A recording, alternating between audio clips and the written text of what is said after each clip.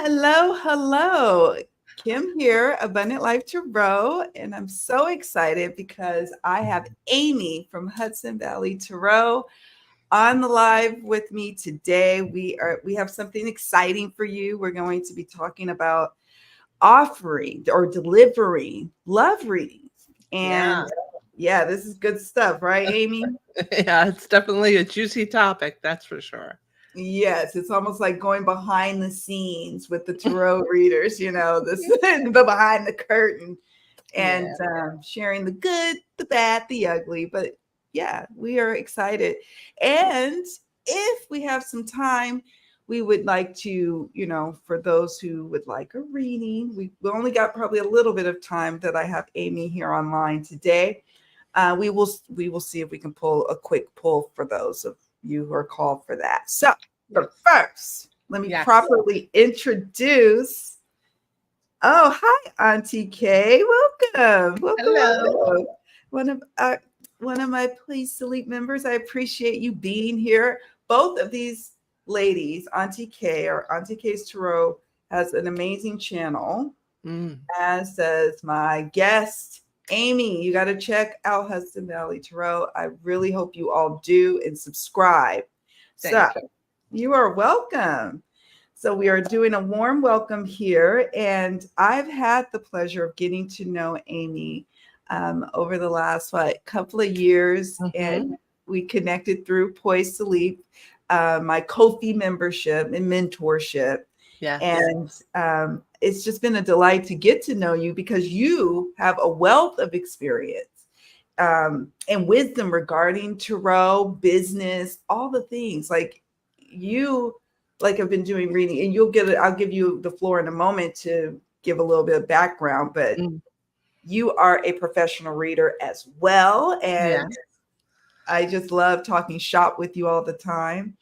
And like I mentioned before, she has a channel, and she also has a lot of good things cooking up for those of us who are passionate about tarot, whether you are getting readings or you're learning tarot. So definitely check out her channel. I'll be sure to get her deets in the description box while we're online here, as well as I'll drop it in the chat for those who join us live. So Amy, tell us a little about hi. Hello. Yeah. So I'm Amy. I have a YouTube channel here, Hudson Valley Tarot, and my website's Hudson Valley Tarot too. I've been reading tarot since 2002. And a couple of years ago, I got notice that I'd be losing my corporate job. And I had a nice little severance package. So I'm like, I'm going to use that time and I'm going to get my tarot business going. So I hooked up with Kim, who was starting her mentorship program, her Poised to Leap. And she got me started. She got me started on Etsy. She helped me hone in on my goals. And I've been soaring ever, yeah. So it's been really great. I have the Etsy shop where I do most of my readings. So Wow. So Etsy is the main hub of where the readings are coming through for you. Most of them come through there. Yep. Oh, yeah. Yep. I still have a few of regulars that still go through my website, but most of them are through Etsy, and I'm really loving it. I really am. Okay. So yeah, we are still on there. There's still some of us who do our readings through Etsy. Actually, it's quite the platform. A lot of readers do offer readings through that platform. I mean, there's a myriad of ways that you can do professional readings. Yeah. But I had an Etsy shop for a while now. I have my website, but I have the Etsy shop. And so it was fun to work with Amy and watch her as she creates her space, her virtual space to offer readings. It was great to see you do the work that you do. Yes. And I remember when I first started, you helped me figure out what kind of readings I wanted to do, and love readings was not in scope.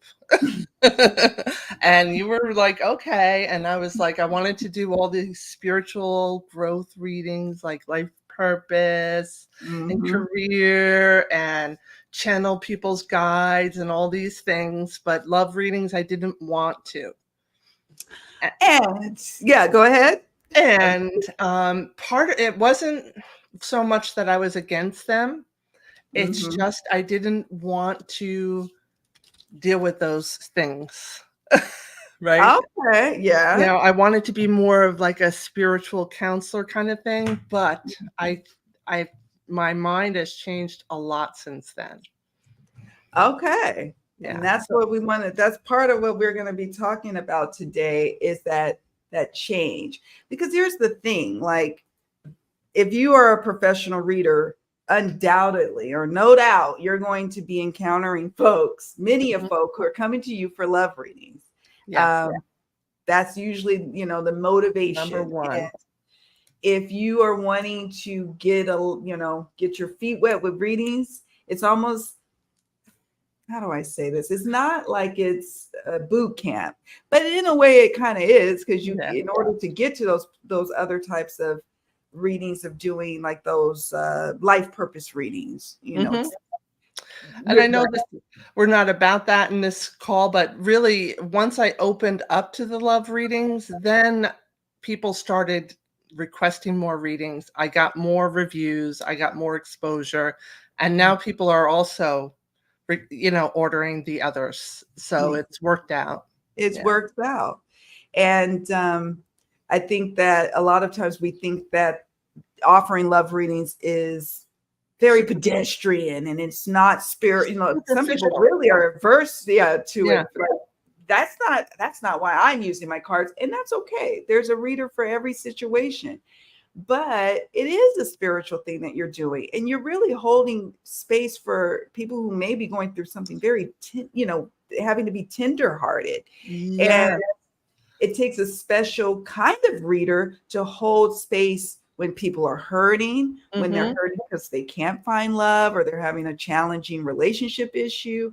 So it can be still very spiritual and very much soul nurturing for you as a reader. It How do you feel absolutely is. about that? So you can Absolutely. read. So Yeah, go ahead. I started out, like you said, I was thinking of them not like I was against them, but more like it was something kind of boring or superficial. Like, Mhm. you know, will he ask me out? Will he come back? My husband's cheating on me. Should I keep him? Those kind of things. And I'm like, oh, I just can't. But I really realized, and honestly, with some honest self reflection, because I had these same feelings and questions before I Mhm. married my husband, Right. and, it was real. I was lonely. So I can relate to these people and what they're feeling and going through.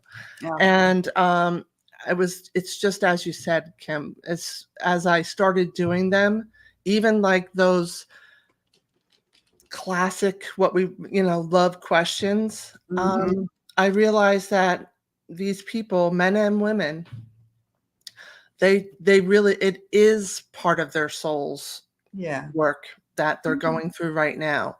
And it's really important, and they're lonely.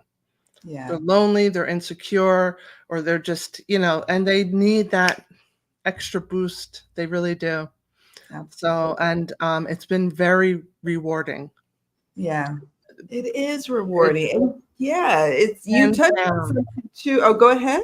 Oh, yeah. There was a point you made about how they'll come to you for love readings, but then they end up exploring other types of readings. Yes, because they realize that I really do care and Mhm. respect their feelings and where they're at. Yeah. And that's really,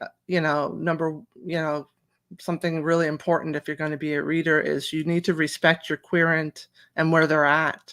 Yeah. And ab- yeah, so that's what brings them back. Yeah. That's true. Yeah. Meet them where they are. Hmm. Um, in an area where we really, as human beings and as readers, have to suspend judgment is in the love readings arena, Mhm. because we have our own judgments about how we would move in a situation or how we would respond.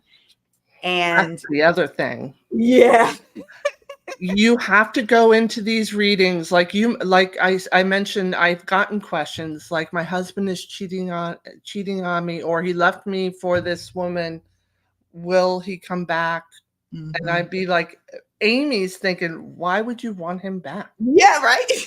Like, why are you even asking me this? And Yeah, but then the reader is saying, no.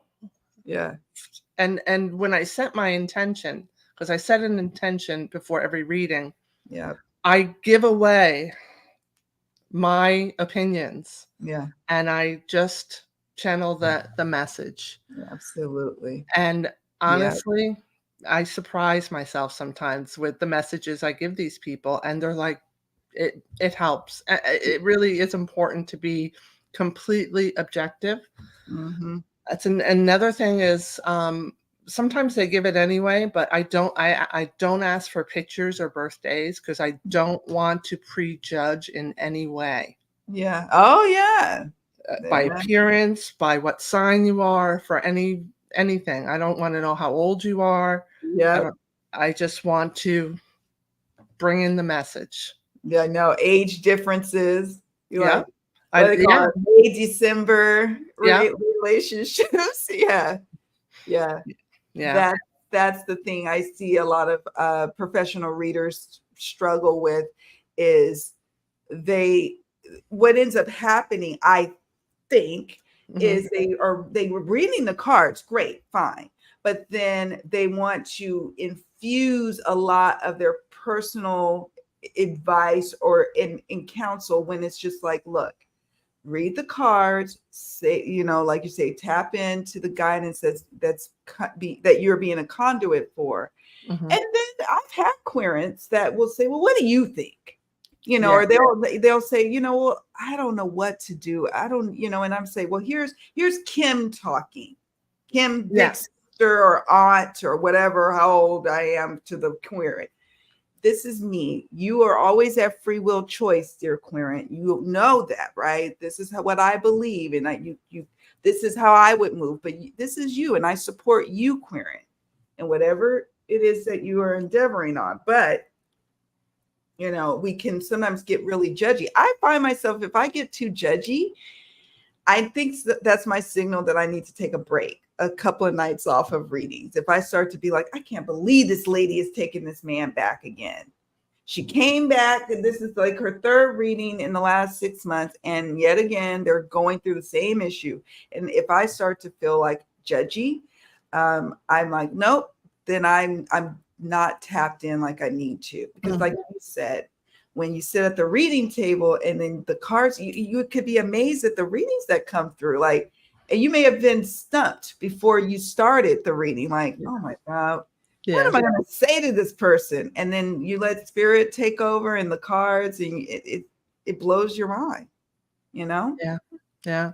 I'm looking at some of the questions, Yes, let's get into and this. yes, most of my readings are love readings. So I started out, I didn't offer love readings. I was offering like these big $50 in-depth readings, and I realized that it wasn't getting my shop going. So I Mhm, put up this offer for 1, 2, or 3 questions without mhm, any topics or anything, and I was just charging for a real quick 1, 2, or 3 question reading.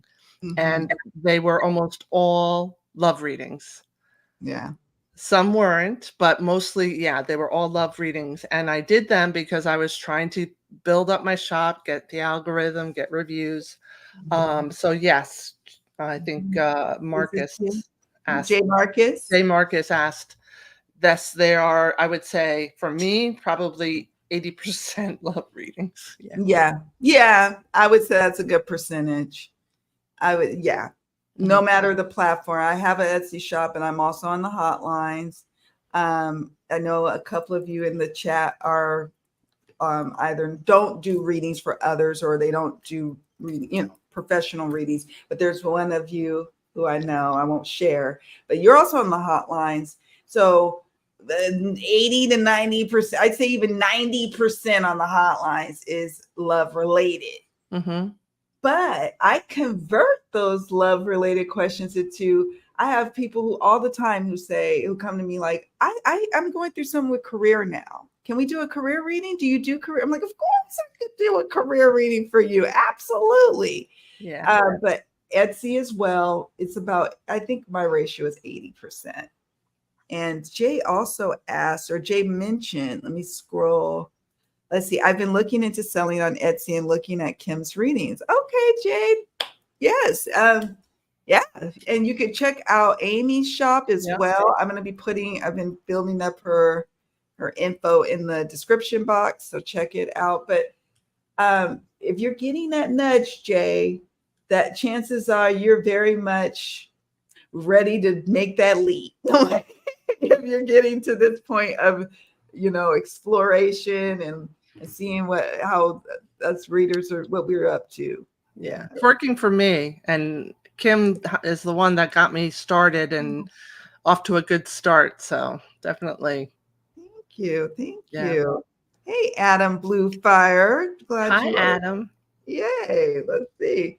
Adam Bluefire says, I don't do tarot as a job, but when people ask me for a money, love, work reading, it's kind of boring. I always want bigger issues in readings. And let me say this. Now, as a professional reader, sometimes I crave those type of readings, those bigger purpose. I don't know where I'm going. And lately I've been getting folks who've been dealing with grief. I've been doing grief work readings, which all of that is great and right up my alley. But sometimes if you got those orders back to back to back to back, it could, if you're not prepared, it could deplete you. Mm-hmm. And I'm just saying, I know Adam, he's like, I don't do this work, but I'm saying for those of you who are going into being a professional reader, just bear that in mind, that sometimes doing these little quick, love readings, and Amy, you can chime in on that, feels a little palate cleansing and a little more does. Quick. It does. It's like, so I have my regular work day still. Mm-hmm. And then I go down and usually my husband has dinner for me. And then I say, all right, I got 3 readings to do tonight, honey, but they're quickies. Yeah. And as opposed to one big one where I had to really kind of prepare. I don't know. But yes, like you said. Yeah. Quickies. It's a quickie.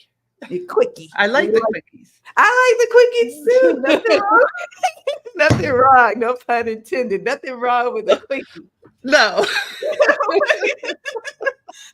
Uh-oh, here we go, Kim. Here we go. But yeah, I mean, I think that's why I am on the hotlines. I call myself a hybrid reader where I'm on the hotlines. I have an Etsy shop. I have my website. I do some in-person readings. In Amy, I feel like you're a hybrid in that sense too. You do the in-person readings. And sometimes it delights me when someone comes to me for a, spiritual reading. And I'm like, yes, I've been wanting this. Thank you, Spirit, for sending this person. And other times I only have the bandwidth for a love reading because this is my wheelhouse. Like if you're doing this 80% of your time, you get you get good. You know what decks to use. You have a rhythm. Yeah. And then I tell you when people, they're like, I want this kind of reading. I'm like, oh, I'm overwhelmed. What decks to use? It's. I use a different deck each time, but I'm thinking we need to do another live call about working on Etsy, and you could even bring in someone that does the hotlines or something. Absolutely, I think we should, because I think that that's in and of itself, it's its own beast in conversation. Mary Carroll asked, "What is the hotline?" So the hotlines are literally like these.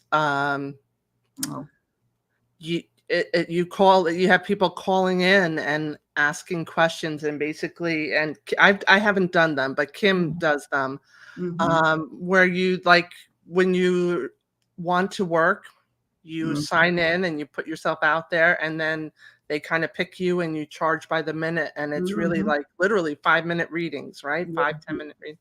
It can go long though. It depends. It depends on, yeah. So it could be 5 minutes, or it could be, sometimes it could be, the longest call I had before the hotline kicked it off was like an hour and a half. And I had to use the bathroom. But it's a lot of money because they're charging by the minute. Yes. So think about your old school hotline. Like there's psychics, tarot readers. We have palm readers. I'm not quite sure how they navigate that. Yeah. But they are there, all of the different kind of divinations. Yeah. And yeah, so I've been doing that since 2019 on the hotline platforms. But there's a myriad of ways to offer professional readings. And I always encourage people to find what works for you.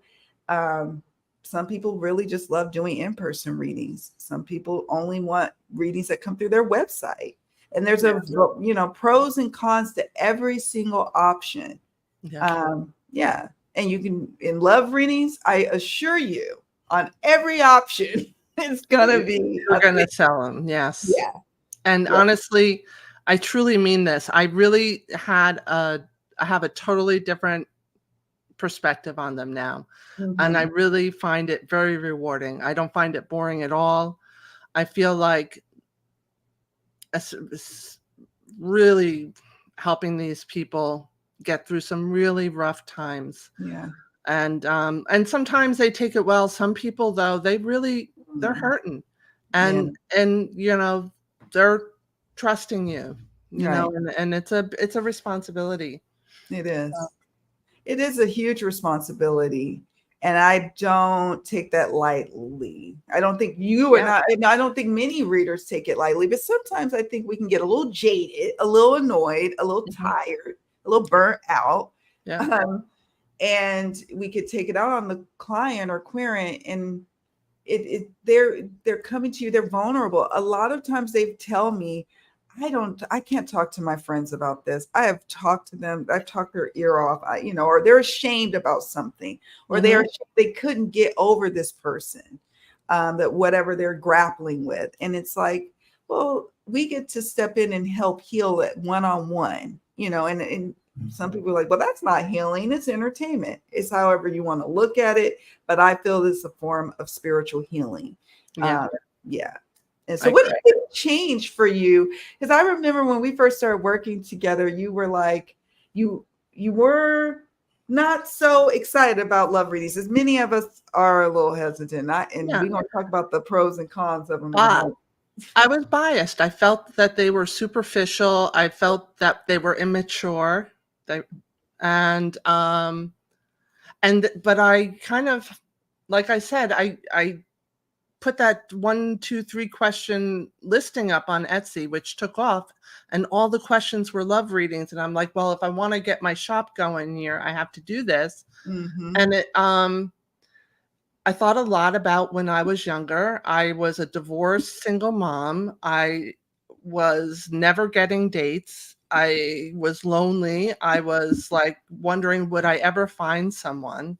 Mm-hmm. And my aunt read the cards, and I was badgering her for readings all the time until finally she's like, read your own damn cards, Amy. I'm like, I'm done with you. No, he's not the one. Okay. Leave me alone. But I had to be honest. Like I was one of them, and it's so natural, and it's so important. Love is the most important decision that we make.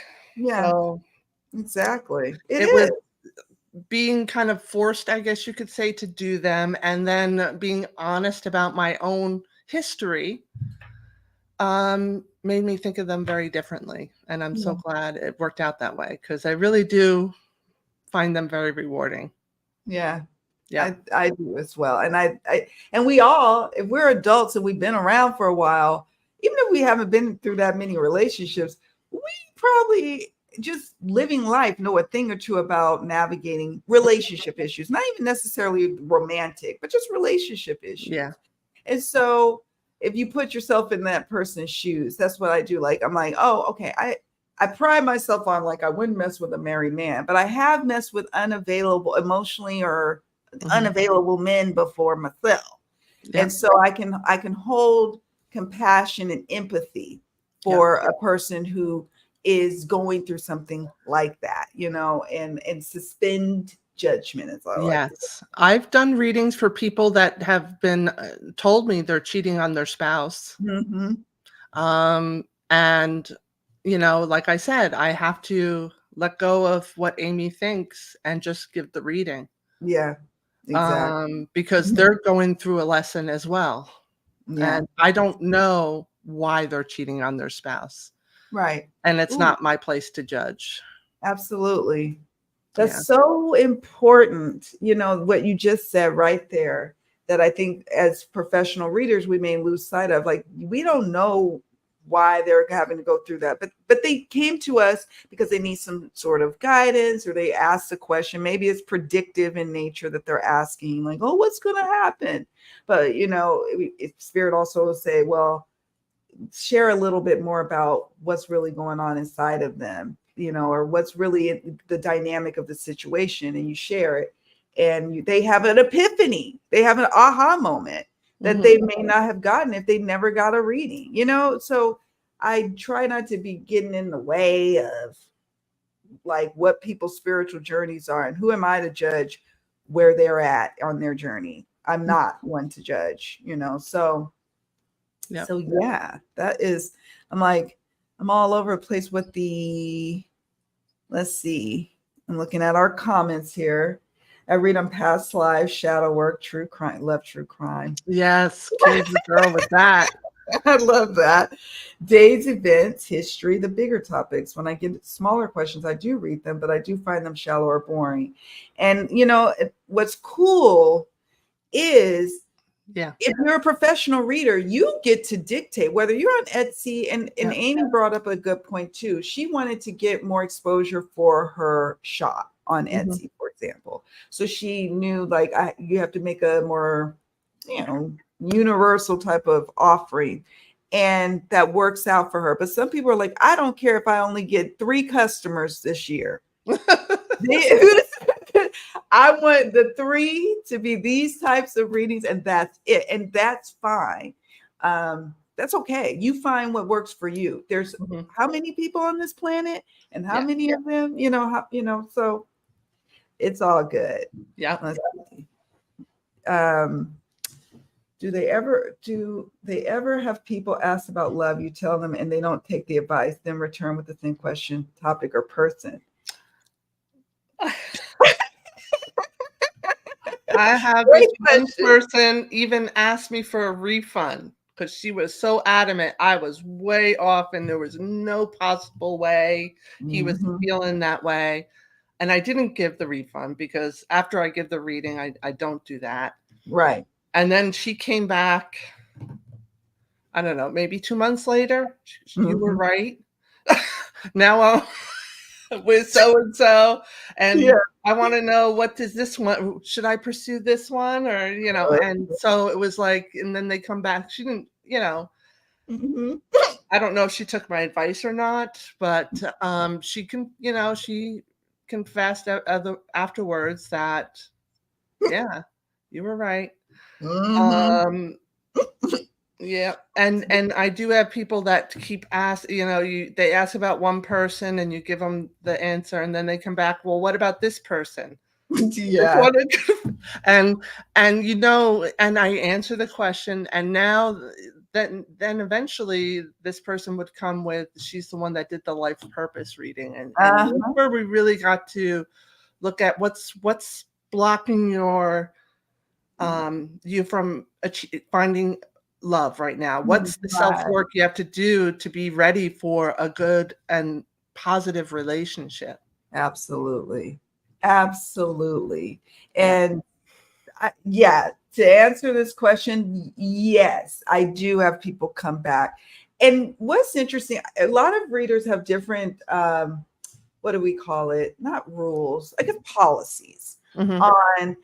Some will say, I will not read on this issue or about this person again for the next however many months, year. I don't set that, because what I will say, and what Spirit does on my behalf, is if it's the same thing over and over again, the client will eventually see it. Like if they come back for a second time or a third time, even, my cards are going to usually be the same or similar meanings. Like it just is like, or it'll be gobbledygook. And I'm like, Yeah.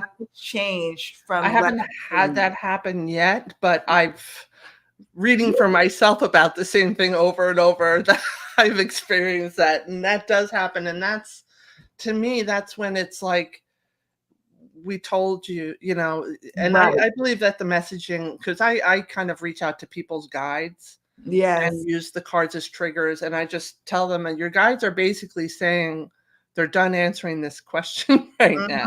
So, and this is what they're telling you you have to focus on. So I take the question. I don't necessarily answer it, but I tell them what they need to hear. Exactly. Their guides. Yeah. Exactly. And that's a great way of handling it, is tapping it into their guides. And also, there's this misconception that there's a couple of things. There's a misconception that we have to be all knowing, like we're God and we're all knowing, and we have the power to change the outcomes, but we don't. And sometimes we have to just be honest with what we're seeing in the cards. Or if they ask again, and if it's a personal boundary for you as a reader where you're like, well, we read on this last time, I'm not sensing in my gut anything's changed. Let's ask the cards if anything's changed. And I'll pull a card, and then oftentimes I'll get a no card. And I'm like, nothing's changed, and I understand why you, and I empathize. I understand why you wanted to come back and see if anything's changed. I get it. And then I said, but is there another question, that maybe another angle that we need to explore in this situation? Another question you have? And then we go, we move into a different direction in the reading or what have you. So you can guide them through that, but we don't have to be all knowing, and we don't have to aim to be 100% right and aim to have all the answers or answer their question they repeat over and over and over again. You will have people who get addicted to readings too, especially love readings. Yeah. That's one of the things that does happen. And again, you're allowed to have, even on the hotlines, a lot of people think you can't have boundaries. You can have boundaries even there, and even on Etsy, even though you want to be customer service driven, you can have boundaries and effectively, like you said earlier, Amy, messaging. Messaging. So yes, Jay, to answer your question, that is a phenomenon that happens on the regular. I've noticed quite a few people have asked what are favorite decks to use for love readings. Oh, yay. Okay. Wow. Oh, wow. Do you see all those decks behind me? Yeah. Oh, wrong side. There we are. I see them. Yeah, they're all the decks I use almost all the time. Yeah. Yeah. I have some. We could probably, that's another video that we could do together. It's just a fun get together on our favorite decks to use for, say, love readings or whatever readings. I have videos on career readings, like the decks I'm using this year, because it can change. But I've been on a Super Linares Tarot kick for a while. I got you hooked on that too. You sure did. And I can't stop. I love that deck. I love it. I still love it. And it was the light seers for me for a long time. I have a tendency, I'm the same way with like food. When I like something, I really like it, and I will eat it every single day. I wear my family members out. I will eat tacos 7 days a week. I will eat curry 7 days a week. Like, and I'm gonna make it happen 7 days a week. So I'm the same with decks, like my working decks. So tarot would be right now Super Linares. What's your favorite tarot deck that you go to for your love readings? I would say, and just so, I use a different deck almost every time I read, because I intuitively choose them based on the energy I'm getting from the client. Okay. But this is the Victorian Romantic, and I think it's a great deck. It is. For love readings. I hate the shiny cold stamping. You do? Well, you know why? Because I can't, when the light reflects off of it, I have to kind of get the glare off so I Yeah, could see the card. But this is a beautiful deck for love readings. Another one I use a lot is this Enchanted by Amy Zerner and Monty Farber. I love the size. I love the images. And I try and keep it not too bold of a deck or in your face, but I like more gentle decks. Oops, sorry. For Where I could see you. I for the like love more reading. gentle decks. That's a good point. Yeah, because you don't want to scare. It's not scare people. I don't know. It's just you don't want to be too harsh on them. Right. Yeah. I'm not gonna. And what we mean by harsh too is decks that there's images that could be harsh, or keywords if you use Oracle. I suppose there could be keywords in tarot decks too, but that are like, whoa, like that, it might scare a querent or what have you, or the way they talk to you. Some of us, not everybody believes in this, but I do. And I don't know if Amy believes, but some of the decks have a voice, if you will, and some are very like in your face and will tell you, like, no holds barred, and you're maybe intuitively feeling for this querent that they need a more gentler hand in this message, and maybe we save you for another time or another quiet. Yeah.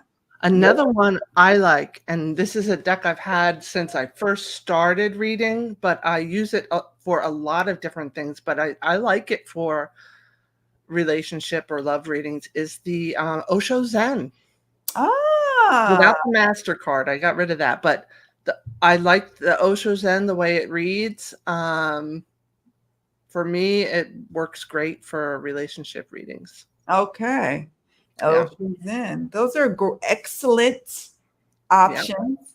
And yeah, I like it. I mean, do you have a favorite Oracle deck that you use with yours? Because I know you're the Oracle queen. I mean, my God. Yeah, I do. Like, my reading table is covered in Oracle decks. Because I have, okay, so let me see. Where are we?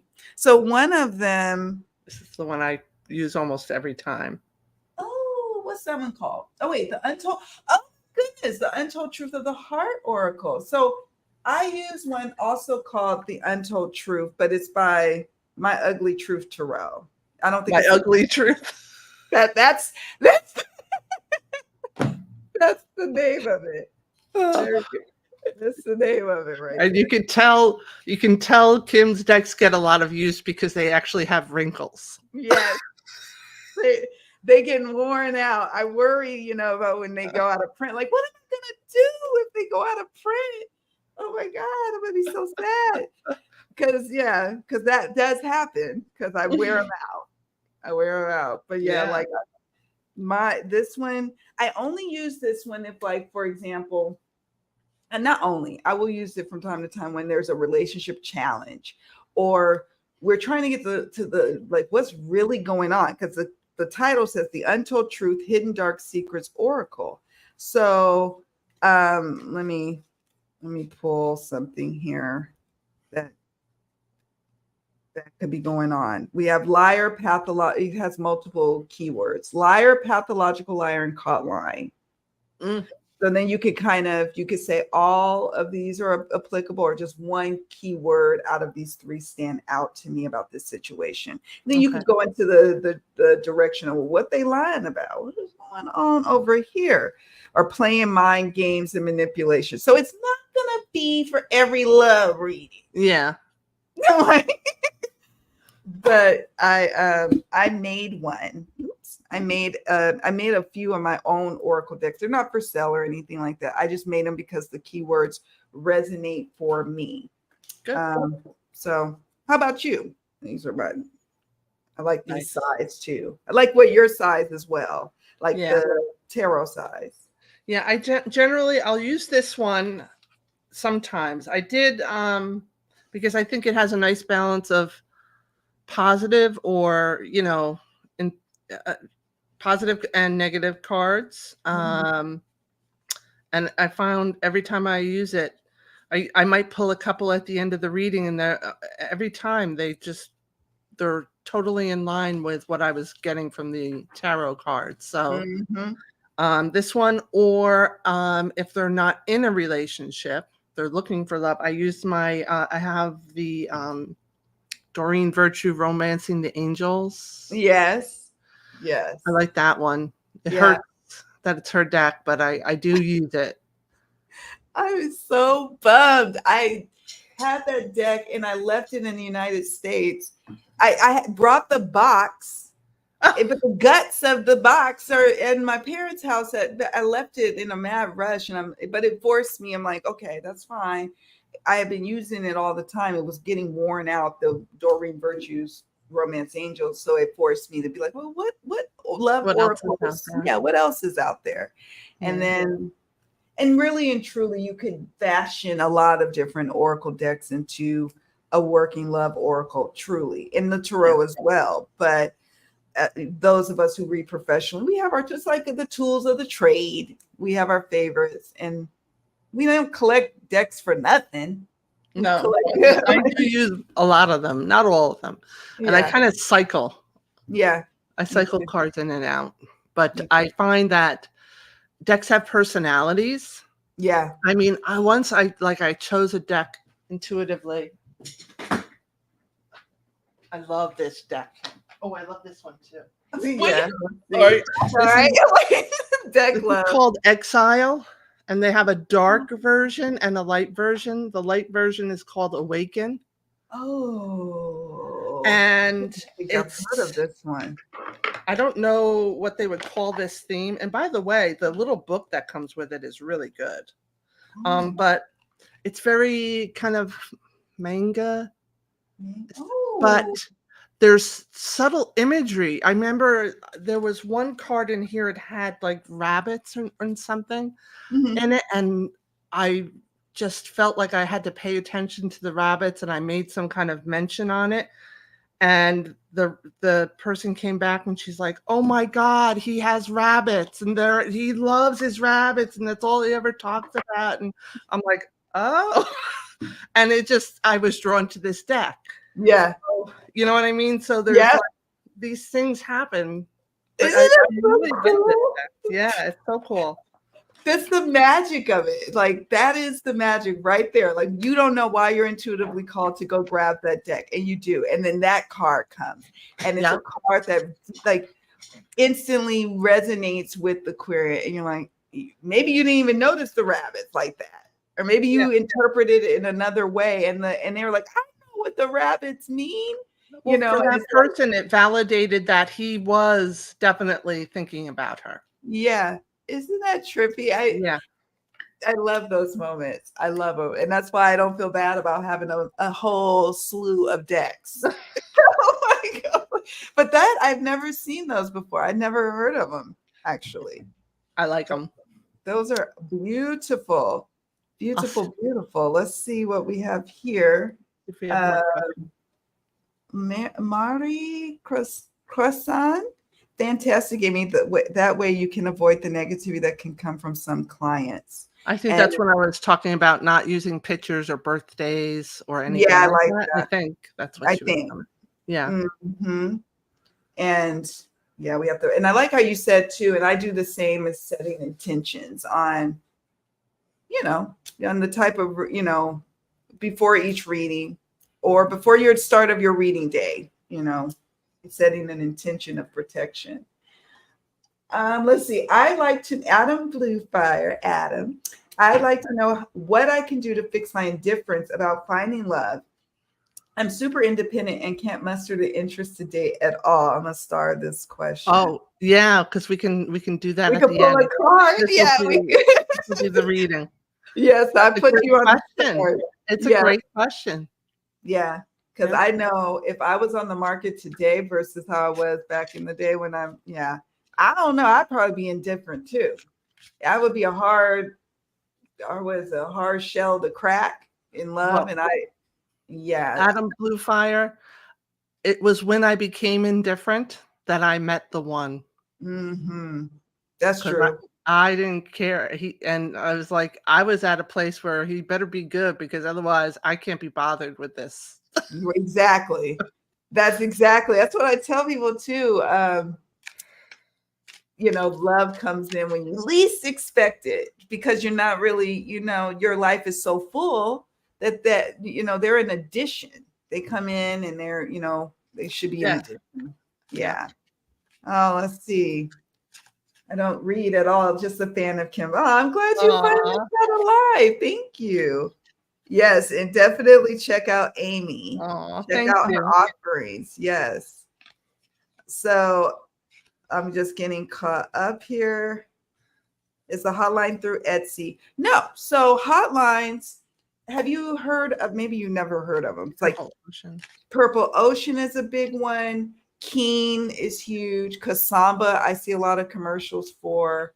Hotlines are their own entity. Etsy is just a marketplace, not just, but it's a marketplace that you can create and build a shop. And you are the owners. Almost, it feels almost like a franchise, a virtual franchise, if you will, like of your shop. Whereas the hotlines, they are a medium in which clients will come in and pay by them. Like that, you could do different ways. You could do voice call, which is one of my favorites. I love to hear the querent's voice and we actually talk. It makes it easy to interact and connect and ask follow-up questions. You could do video or live Zoom, or it seems like Zoom when you're facing. You could do chat. Chat is highly popular because some people, they're in the privacy of their home and they can't be on the phone, so they chat. So there's different platforms that offer different mediums in which you can deliver your readings. Whereas Etsy, it's up to you. I offer through Etsy ways of which people can book an audio recorded reading, a video recorded, or we set up and do a live session through Zoom reading.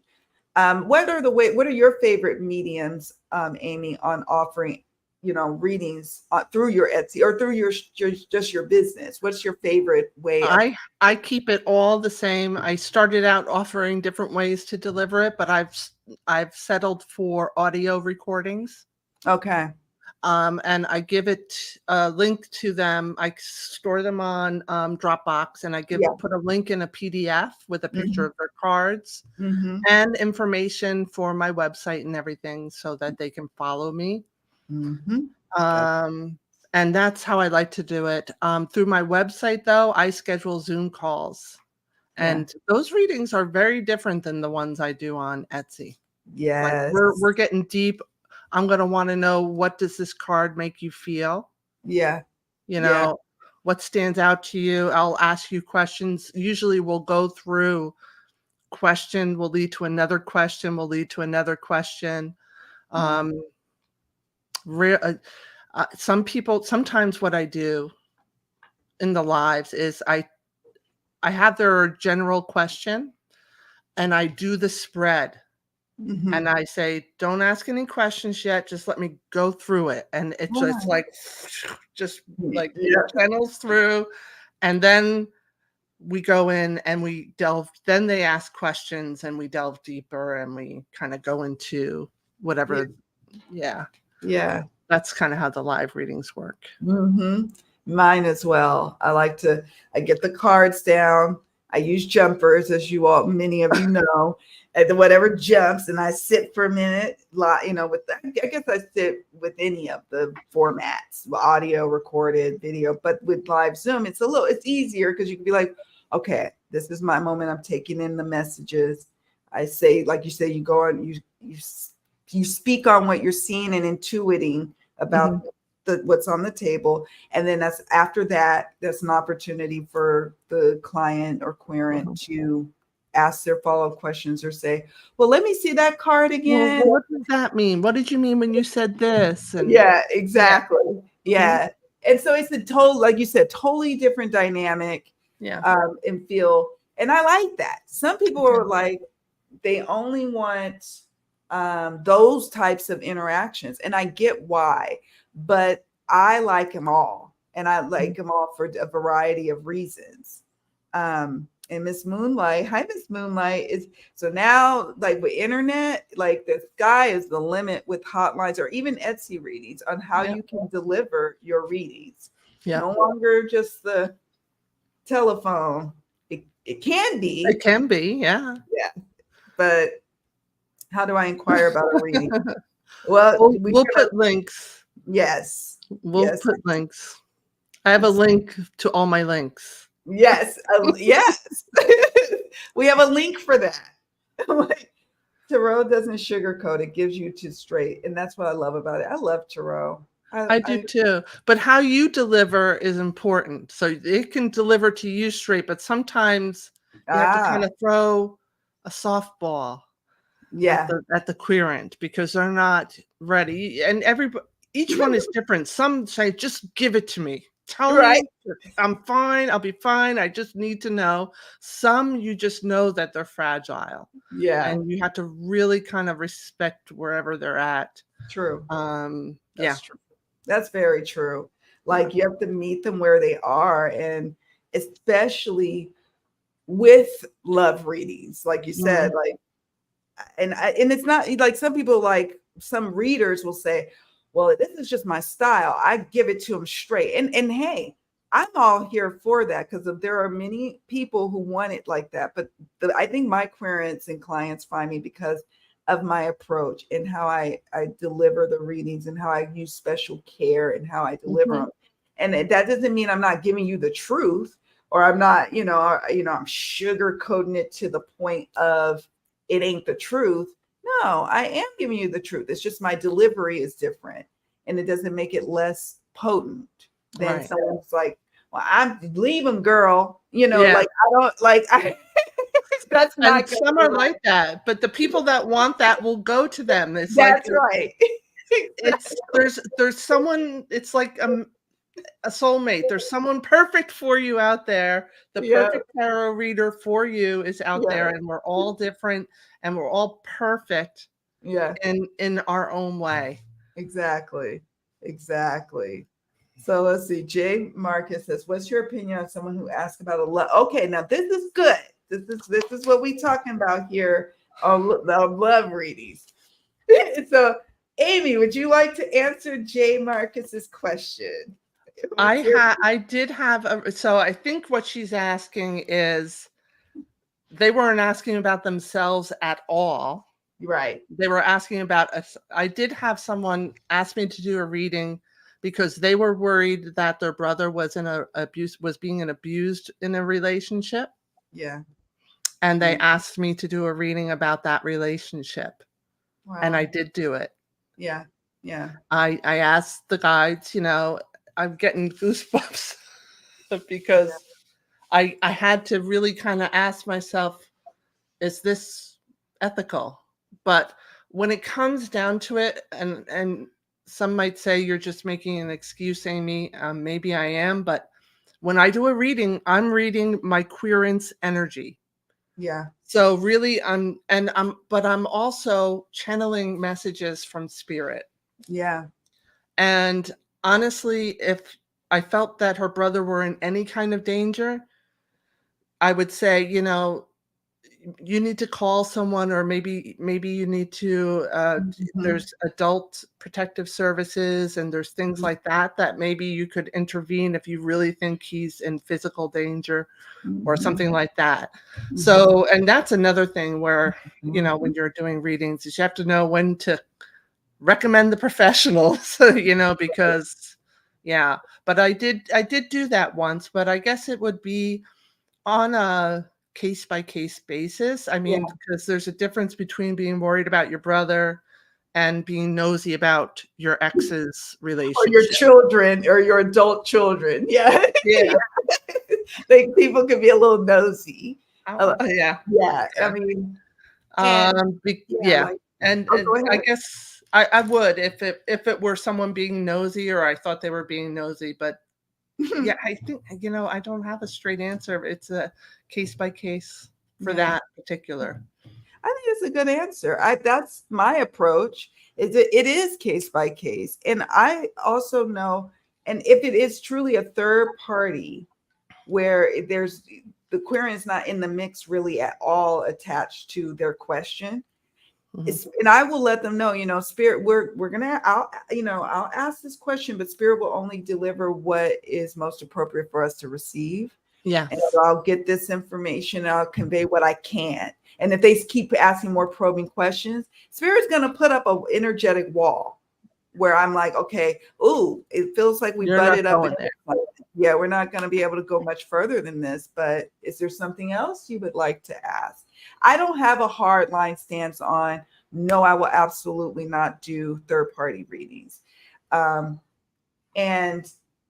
yeah, I don't have a hard line stance, but it's important because if this is important to you as a hard line stance as a reader, it would behoove you to put it in your profiles on the hotline somewhere.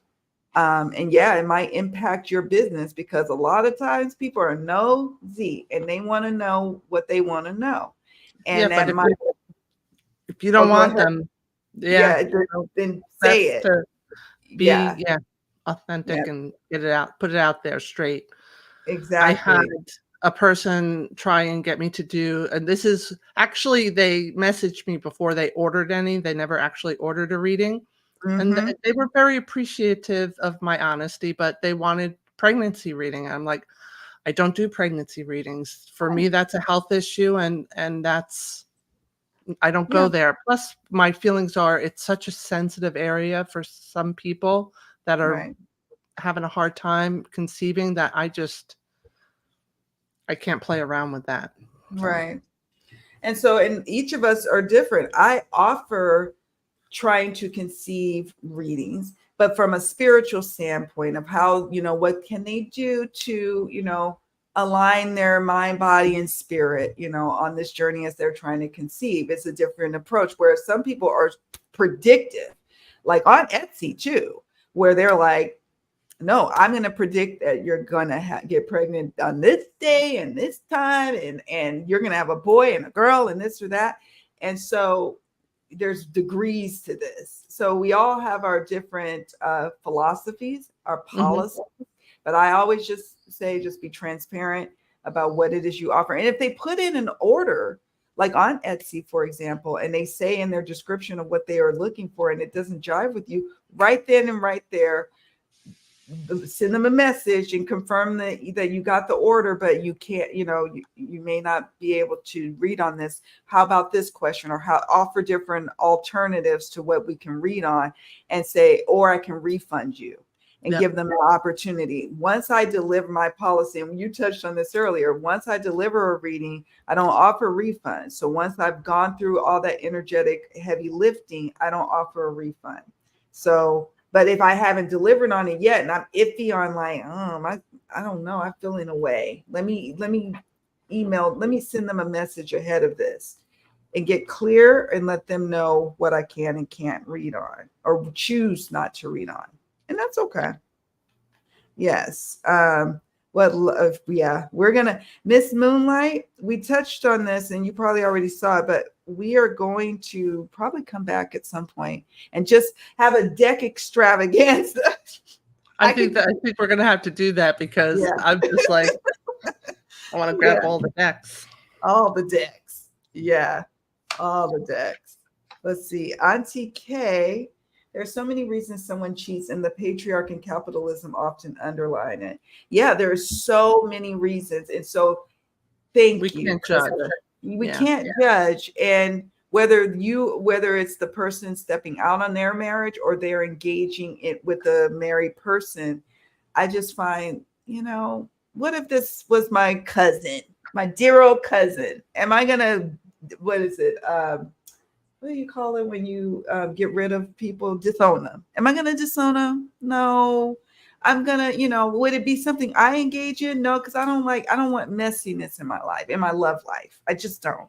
But I mean, again, some of us have been in messy situations. I'm not one to judge. My ex and I, we were a hot mess together. I'm like, let's see, this is, okay, Mary Carol Clayster says, this is such good advice. We have to stick to the cards, but with empathy and care. Exactly. That's it right there, Mary. That is it right there. And Adam uses the Scarlet Rose Tarot. You know, let me tell you about Adam. Adam has the best. He only owns tarot decks, and he has a huge tarot collection. No oracle, but he has a pulse on the what's out, what's coming out, what's been out for a while. He's in our private Facebook group, Abundant Life Tarot, on Facebook, on the group. Poised to Leap or the other one? Yes. Oh yeah. What'd you say? Is he on Poised to Leap or the other one? Nope, just the main one, Abundant Life Tarot. And every week he has, because I put up in the Facebook group on Fridays, what decks were you loving on? What were you into? And he brings it every single week with a new one, mass market or indie. I'm waiting. I'm coming. I'm checking it out, Adam. Yes, definitely. I know this, but what other topics are often asked? Oh, career. Career is another job one. Choices. Yeah. Job offers. Jobs. Family issues, I suppose. Money. Do you get a lot of money? I've got. I don't get. It's not like, am I going to find money? Yeah. It's usually more about job, like how can I make more money, or like, will this job, I like it, but I'm not making enough money, and blah, blah, blah. Yeah, so definitely I think career is definitely second for me anyway. Yeah, and then career. And then I would say like my life purpose offerings, and I get a lot of requests for messages from spirit guides, which is I sometimes use. I don't always use tarot for that. Sometimes it's just purely channeled. Oh, lovely. Yeah, I love that. And that's another, it's like we can use all sorts of tools or no tools at all. How about that? Yeah. And it's okay. And that's a great question. Hello, Beth. Thank you for joining us. Hi. Hey. Let's see. My favorite deck to use for relationship readings is Dame Darcy's Witchy Cat. Who knew? Ooh. Who knew? And you see, and then you experiment. One of the things that's great about being readers with a lot of decks is you get to experiment. And if it doesn't quite land or work, or you didn't think it worked, try another deck until you land on one that is your sweet spot. Yeah. And let's see. We are somebody Bridges. Brides. The Brides Tarot. Oh, Adam should be a tarot deck consultant. He is. Absolutely. He know. I'm waiting for it to come. The Victorian Romantic.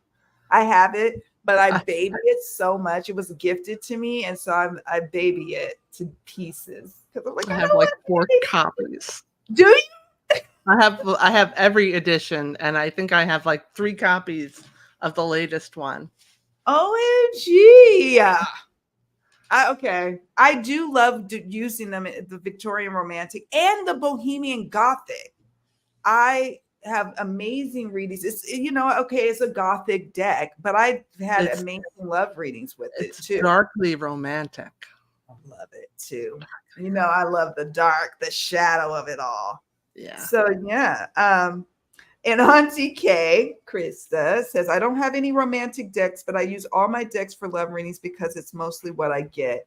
And that's the thing too. Krista, I'm just poised, if you're still in the chat, do you enjoy delivering love readings? How do you feel about it?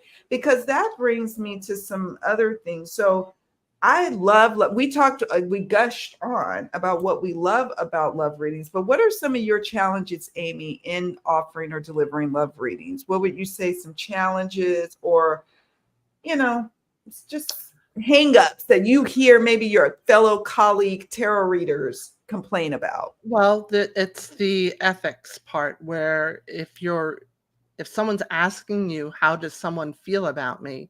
You're reading a person without their consent. That's the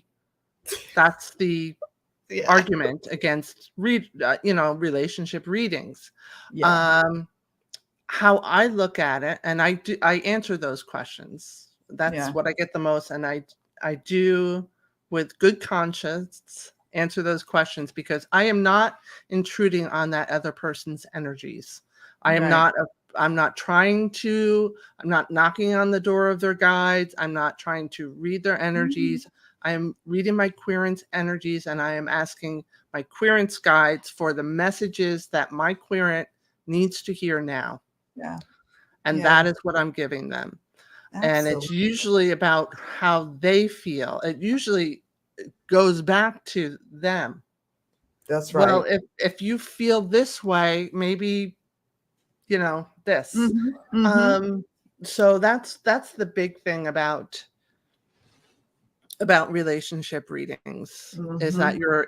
you're invading someone's space without their permission, so to speak. Yeah, How that's about true. you? How do you feel about that? I would say that is one of the challenges. And one of the questions posed earlier, it can be a little daunting at times when someone doesn't take the advice. But I don't punish folk for not taking the advice, nor do I be like, well, see, I told you so. They usually will say it on their own. So I don't really have to be like, you told me this was gonna happen. Like, yeah. Yeah.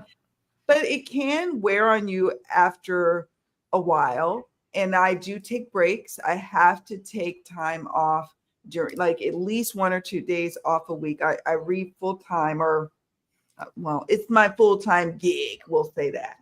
And it can burn you out. Nothing burns me out more than back to back to back to back to back love readings and hearing people going through a lot emotionally. It can be even more emotionally or mentally taxing than my mystery mystic readings at times if I don't do a lot of the preemptive protective work, my daily meditations in the morning. If I don't, make sure that I'm doing proper, clearing of my Clearing. energies, And so that could be, and when I don't do the proper steps, the spiritual hygienic steps, I pay a price for it. Eventually I get really tired and worn out, and I might even get sick. So I have to be mindful of that, I would say. And then the other, what question, and I'll ask you, I'll throw this back to you.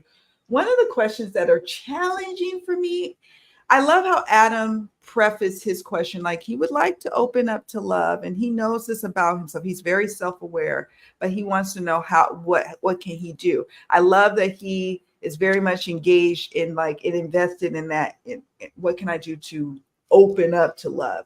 I hate when they're like, when is love going to come knocking on my door?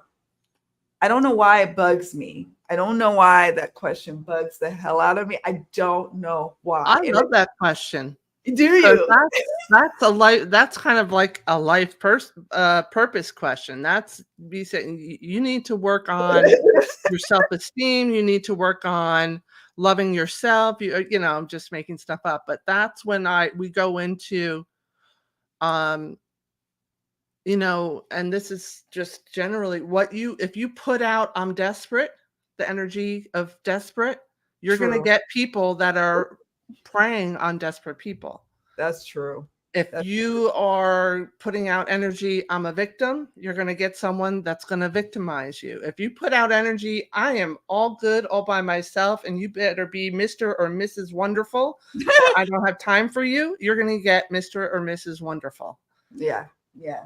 So it's about the energy you're putting out, and that's my jam, is like, okay, let's see what we need to work on. Let's get you through this thing called life and get this lesson over with, because it can be Yeah. hard or it can be easy. Oh, You're going to do it or you're not. You're going to deny it or you're going to acknowledge it. that's And true. that's what I love. Yeah. It is an opportunity for some self-discovery. And if they're invested, I think what is challenging for me is when they're not like doing, like if spirit gives the guidance through the cards that you're going to have to this summer, you're going to have to put yourself out there. It shows, cards of action. You got to move, you got to get out Yeah. there. And then they're just sitting there, and by the end of the summer has come and gone. They're like, I still haven't found love yet. When is love coming? And I'm like, love doesn't come. yeah, You call it, and whatever, and if you're not out there, they're not gonna see you.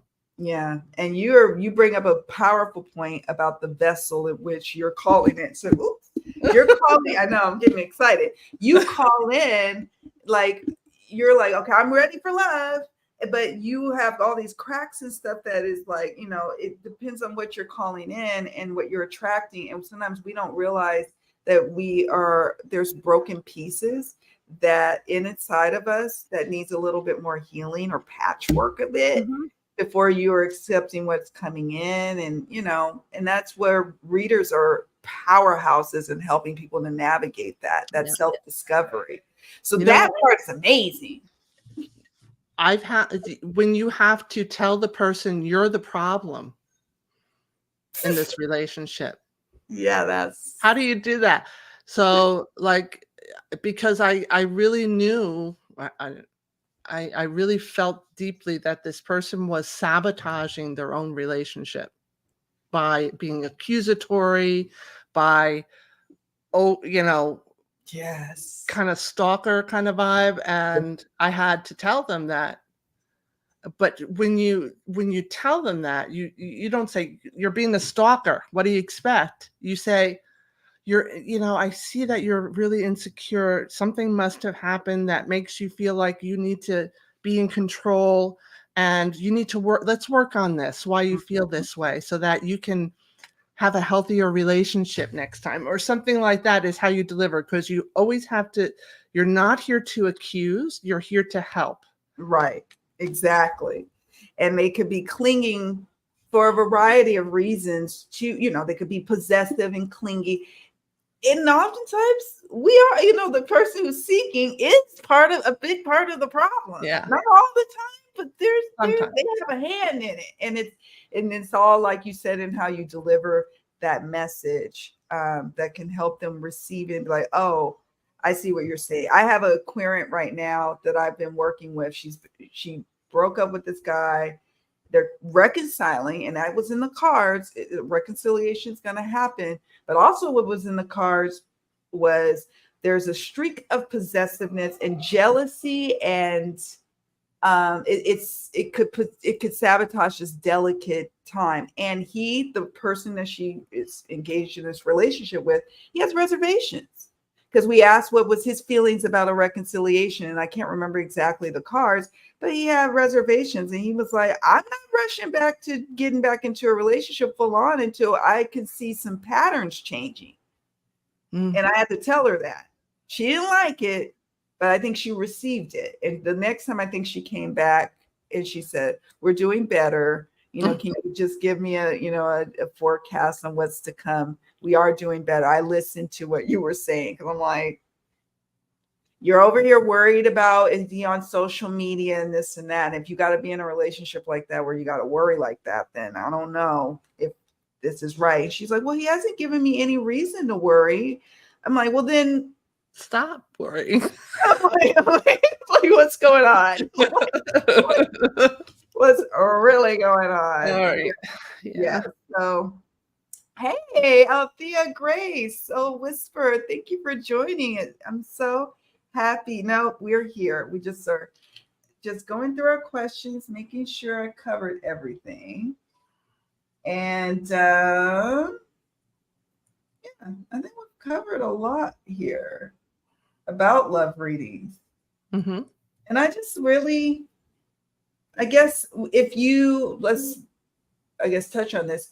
For those of us, I'm doing it a while, who want to be a reader, a professional reader, or who wants to even start embarking on delivering like love readings or readings in general, what do you have any tips for those readers who, any tips?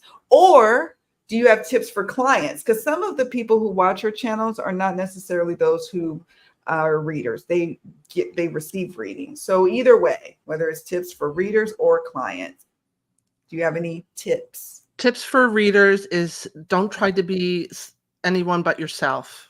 Yeah. So you see there's all these readers out there. I'm thinking of a lot of TikTok readers right now, but even on social media, and they're like banging them out, and they feel like they're giving off this vibe. If that's not you, don't try to be that way. Just be who you are, and you will draw the right clients to you just by being yourself. So that Yes. would be my tip for readers. My Mhm. tip for seekers or querents I like seekers. is um, don't be ashamed of who you are, Yeah. and understand that we've all walking this human experience, and we've all been through pain. We've all questioned Mhm. things about our lives. You are not alone, and you will not be judged. And I guess that's a advice for a reader as well, is don't judge people. You have Mhm. no idea where they're coming from or what they've been through. That's true. So Oh, let's just all help each other out. that's perfect. I Yeah. love, love, love, love that, because that's true. I guess my tip for clients, a practical tip, is just take the time to read the Etsy listing or description, or the person's profile or bio or what have you, and see if it's a match, because we all are unique readers, coming with our own personal belief systems, and that might not rub up well against you. So that's a practical tip. Take the time to read. A lot of times they will say, I just saw your picture and you look nice. I'm Yeah. like, okay, Yeah. that's great. Yeah. But you might not like the fact that I believe strongly in free will. And I Yeah. believe that we can change course. Whereas there are other readers who might believe in full on destiny, like we are predestined. So, Yeah. yeah. And that's another piece of advice, is be really clear about who you are, what you believe, and what Yes, kind of reader you are in your profiles, whether it's on your website, Etsy, or wherever it is your platform you're reading from. absolutely. Absolutely. Be clear. Don't be afraid. Some people are like, it's too word. I'm being too wordy. I'd rather be wordy, because then there's no room for misinterpretation, because Yeah. you understand where we're coming from, and you hit I it. put a video on my Etsy storefront explaining how I do my readings. Oh, I love that. Yeah, and a couple of people said they watched the video and they knew that I would be perfect for them. Yeah. So it's good to give them a good idea of what you're all about. That's utilizing and that's another reason why we have to come back and maybe just talk strictly about Etsy, for example, because that's maximizing on your storefront. You have a video link. You can have that on your shop where you show you describe your style, how best to work with you as a reader. You get to do that. You get to do that, whether you work on the hotlines or on Etsy or your own website. You get to say, this is how best to receive the messages I'm giving you. Here's some tools or tips, or show, say what you read on, or Mhm. what's your estimated turnaround time, the other practical things of, your readings and things of that nature. Yeah. So let's see. I wish there was someone, as Miss Moonlight says, I wish there was someone who wouldn't mind an independent woman, maybe somebody who travels for work 4 days a week. Yeah, let me tell you what, I would, if I'm so introverted that I would be like, we can have our own places to live. You can live down the street and I live over here. I'd be a little mess if I was dating these days. Okay. Oh, I this is a good question. I have a list of numbers, Yeah. nationwide hotline numbers they can call for any mental health issues, legal issues. There's legal hotlines. There's and medical. I just say you need to talk to your doctor. But Mhm. I did have a woman ask for a reading, saying that their husband was experiencing mental health issues and she didn't know what to do. I'm like, you need to talk to a therapist. Exactly. Because if you're now calling upon us to, well, there's a couple of things going. If they're asking us to, like, things that are going into therapist territory, it's okay to say, well, I think I'm going to defer you to go see a therapist, or I think it's best that, have you tried counseling, even couples counseling. I've had to tell a couple of querents, I think it's best to explore couples counseling. Have you tried that yet? Hierophant card. The Hierophant. That could be another topic of discussion. The cards that can indicate In a romantic reading, yeah. What do they represent? Yeah. but also having, like you said, a list of numbers, because we can sometimes triage those things. Sometimes there's people that as soon as they put in a request for a reading, whether on Etsy or online or what have you, like not online, but yeah, Etsy, online, or through the hotlines, you can tell that they're not mentally all there. And so the more ethical, responsible thing to do is to, refer them and say, hey, you may need to speak to a therapist, and end it. Don't necessarily engage any further. And sometimes if it's not really like a mental health issue, but like you could tell they're depressed, sad, right? I say, and just so you know, nothing I tell you in this reading should take precedence over the advice of a therapist. Absolutely. And I'll specifically say that to them. Because it shouldn't. No. Yeah, that's how I handle it. But I do keep a list. That's I took a class with Katrina Wynn, who's also a therapist, a licensed therapist, and she said that's a must. That you have to have numbers ready, because maybe what if someone's suicidal? That happens. Yeah. I've had it. Yeah.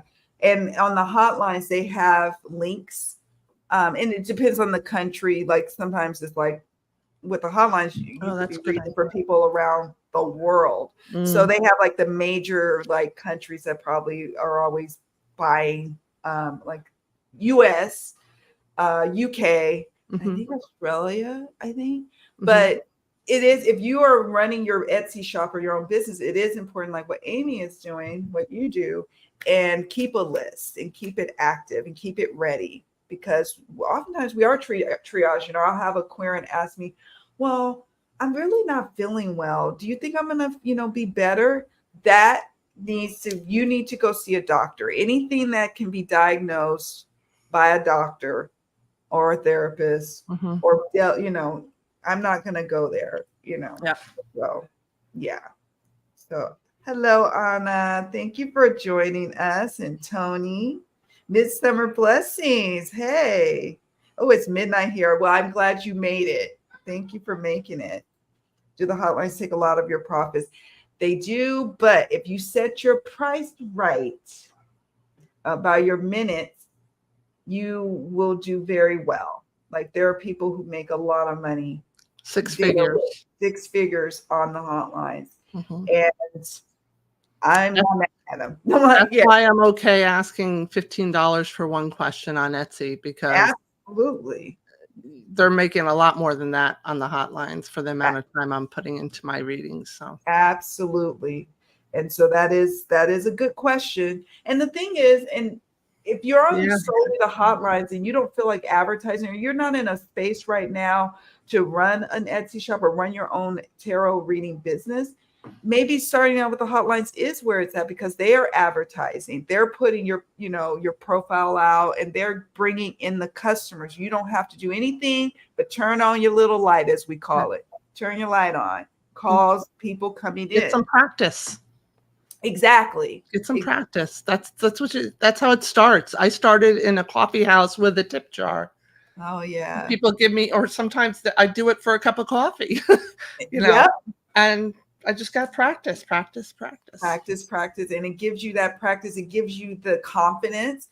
So you do that, and it bootstraps your tarot business. So for me, I was doing I wanted to collect all the independent decks out there. So I had a full-time job, and then I did readings on the side, and I wanted money to be poured into my business, my tarot reading business. So I worked the hotlines as well part-time. And that helped me where I'm not, I can actually grow the business. I never pursued the hotline, never looked into it. And a lot of people just don't. A lot of people don't. And I think that's awesome. You find your journey to reading professionally, what works best for you. Karen. Yes, percentage wise, they do. Krista is phenomenal on the hotlines, by the way. But they do bring in a lot more clients than I can bring in, and I have none of the business. Oh, the business management can be kind of, it's a beast at times where it's like, oh, but I love it. Yeah, it's a lot of work, and we want to tell you the truth on that. Yeah. Yeah. Oh, you are welcome. Oh. Ethics are true. Krista says, I'm a blunt person, but I have empathy and know when to help someone with it. Absolutely. Yeah. Sometimes you got to be blunt. Sometimes you do. Sometimes, and that's when I know I need a vacation, when I'm starting to be too blunt. I'm like, I was the same when I was an analyst, though. When I started getting snippy at my boss or like my colleagues, I'm like, girl, go schedule yourself a vacation because this is out of control. Yeah. Ethics can be tricky. And sometimes you don't know you're in an ethical situation till you got a reading request coming through, right? Mm-hmm. So you navigate them as best you can. Yeah. So yeah. Hello, Amber. So what do I need to know in regards to love? I think we have, let's see, we're 741. I'm just looking. Next to love and job, I get a lot of family or coworker group dynamics. Yeah. I love that type of readings, actually. Yeah, actually, too. Yeah. Relationship dynamics, best friends. We've been best friends forever. We fell out, and I don't know what's going on. My favorite. Yeah. Yeah. Yeah. So yeah, she loves doing love readings. So I love a lot of. Okay, Mary asks, spreads you commonly use for love readings. Do you use spreads? Sometimes. So here's what I do to be efficient. I told you I do PDFs. I have a template all set up for different types of spreads that I like to use. Find your soulmate. Yeah. Are they into me? I have a standard thing all set up, a template. But sometimes if I'm feeling that this is not really what they need to know right now, I might use the Celtic Cross, which is one of my favorite spreads. And I could teach a class on that for hours. Celtic Cross, I might just like, if they're like, have all these questions, I might just do 3 cards for each question. Or, and Mary Carroll will know this spread, I might use like Robert Place's spread with the bridge. He uses 3 cards for the querent, 3 cards for the other person, and then 3 cards for the bridge. And he reads 3 cards as one. His reading system is really fantastic. And anyway. So a lot of times I will use that. Okay. So I'm flexible, but I do have, like with all of my offerings on Etsy, I have a standard spread set up for it. I like that. I like that. I think that's super helpful with readings to have preset spreads. Like I'll have, why was I ghosted? I have like 5 questions or whatever that is like, I guess, a spread, right? That I put in the listing. So, and if the querent's like, well, can we swap out a question? Yeah, not a problem. I'm flexible. I'm very questions based. So if I'm on a live Zoom or a live call, I just say, what are we reading on tonight? What can I take a look at? Well, I would love to explore this new budding connection with so-and-so. What's coming up next? What's his intentions? And I just go with that. I don't do full-on spreads. And if I do spreads, it's like you said, it's something pre-established for the type of question that they're asking. I save all my little templates, all the questions I've asked or I've had in the past. I keep it, you know me, I'm so nerdy with that. So I will then be able to pluck questions, especially if it's an Etsy order. So then they could be like, well, I'm asking about this aspect of my love life. Oh, I have questions or a spread for that, already established. Efficiencies. I love a lot of what others complain about. It's my specialty, my talent. In person, people tell me all of their romantic and sexy secrets. And let me tell you, I've always been somebody who loves Sometimes I'm like, I don't need to know that. Yeah. Sometimes Yeah. I'm like, whoa. And they're like, they'll preface it. I know it's TMI, but we finally had sex last night. I'm like, it's not TMI because we've been working on this issue, but it is kind of like, wow. We are all up in their business, all up in their business. But And I love it. Yeah. Yeah. Every day to do this. oh Yeah. yeah, for probably I- she's talking about a Zoom call. One of the reasons I don't do a lot of Zoom calls or video recordings on Etsy is because I don't want to have to get all dialed up just to do a reading. Yeah. Yeah.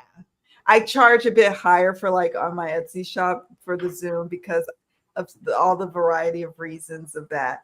And then on Purple Ocean, they have 3-minute video readings, which is it's 3 minutes. It's not too intimidating, but I gotta get dressed. I have to Yeah. like put my face on. I have to like, and so I have to be in the mood for that. So that's Yeah. why I do like Etsy video readings Tell or my husband, don't burp when you walk by my office. I know, yes. You know, I'm doing a lot. It's like these are the reasons. Over there. Yeah. I have a sign I put on the door. It's red, it's bright. It's like, do not be. I basically should be like, everybody behave. No weird sounds, no cussing in the Get one of background. those on-air, off-air lights for us. Yes, I need that. Yes. Like it could be on reading and then it's like shaded off when you. We need to figure that out. We need to figure that out. I had a friend convinced her husband was cheating, but the cards I read said a definite no. He wasn't, just say he had an attraction not acting on. But my friend seemed to want me to say he was cheating. That actually is a dynamic that does happen a lot too in readings where they are fixated on what they think is happening.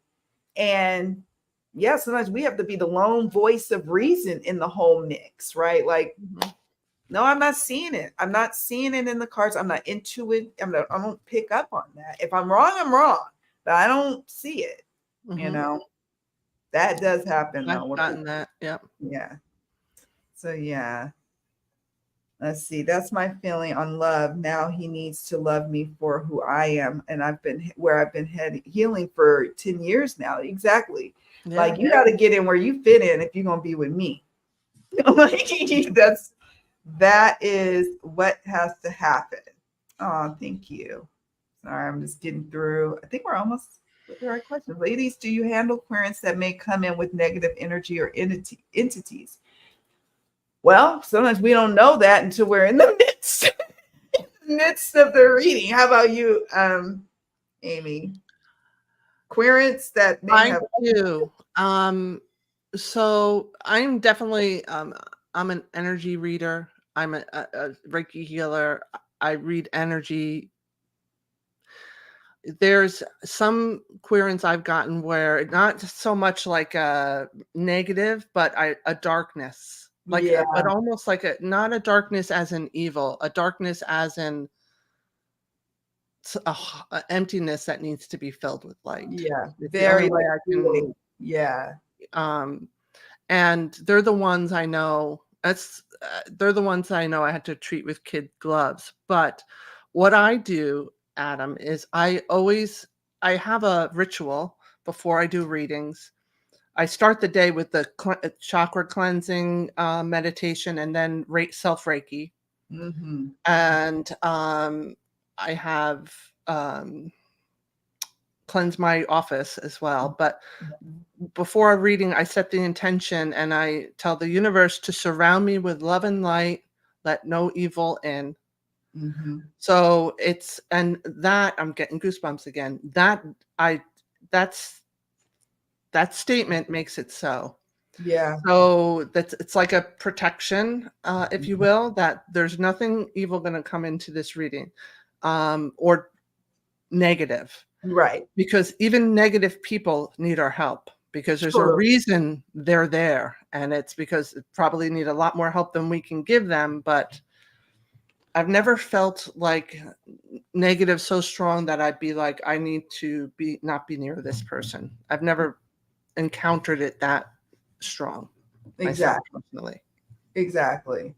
I would say similar experiences too.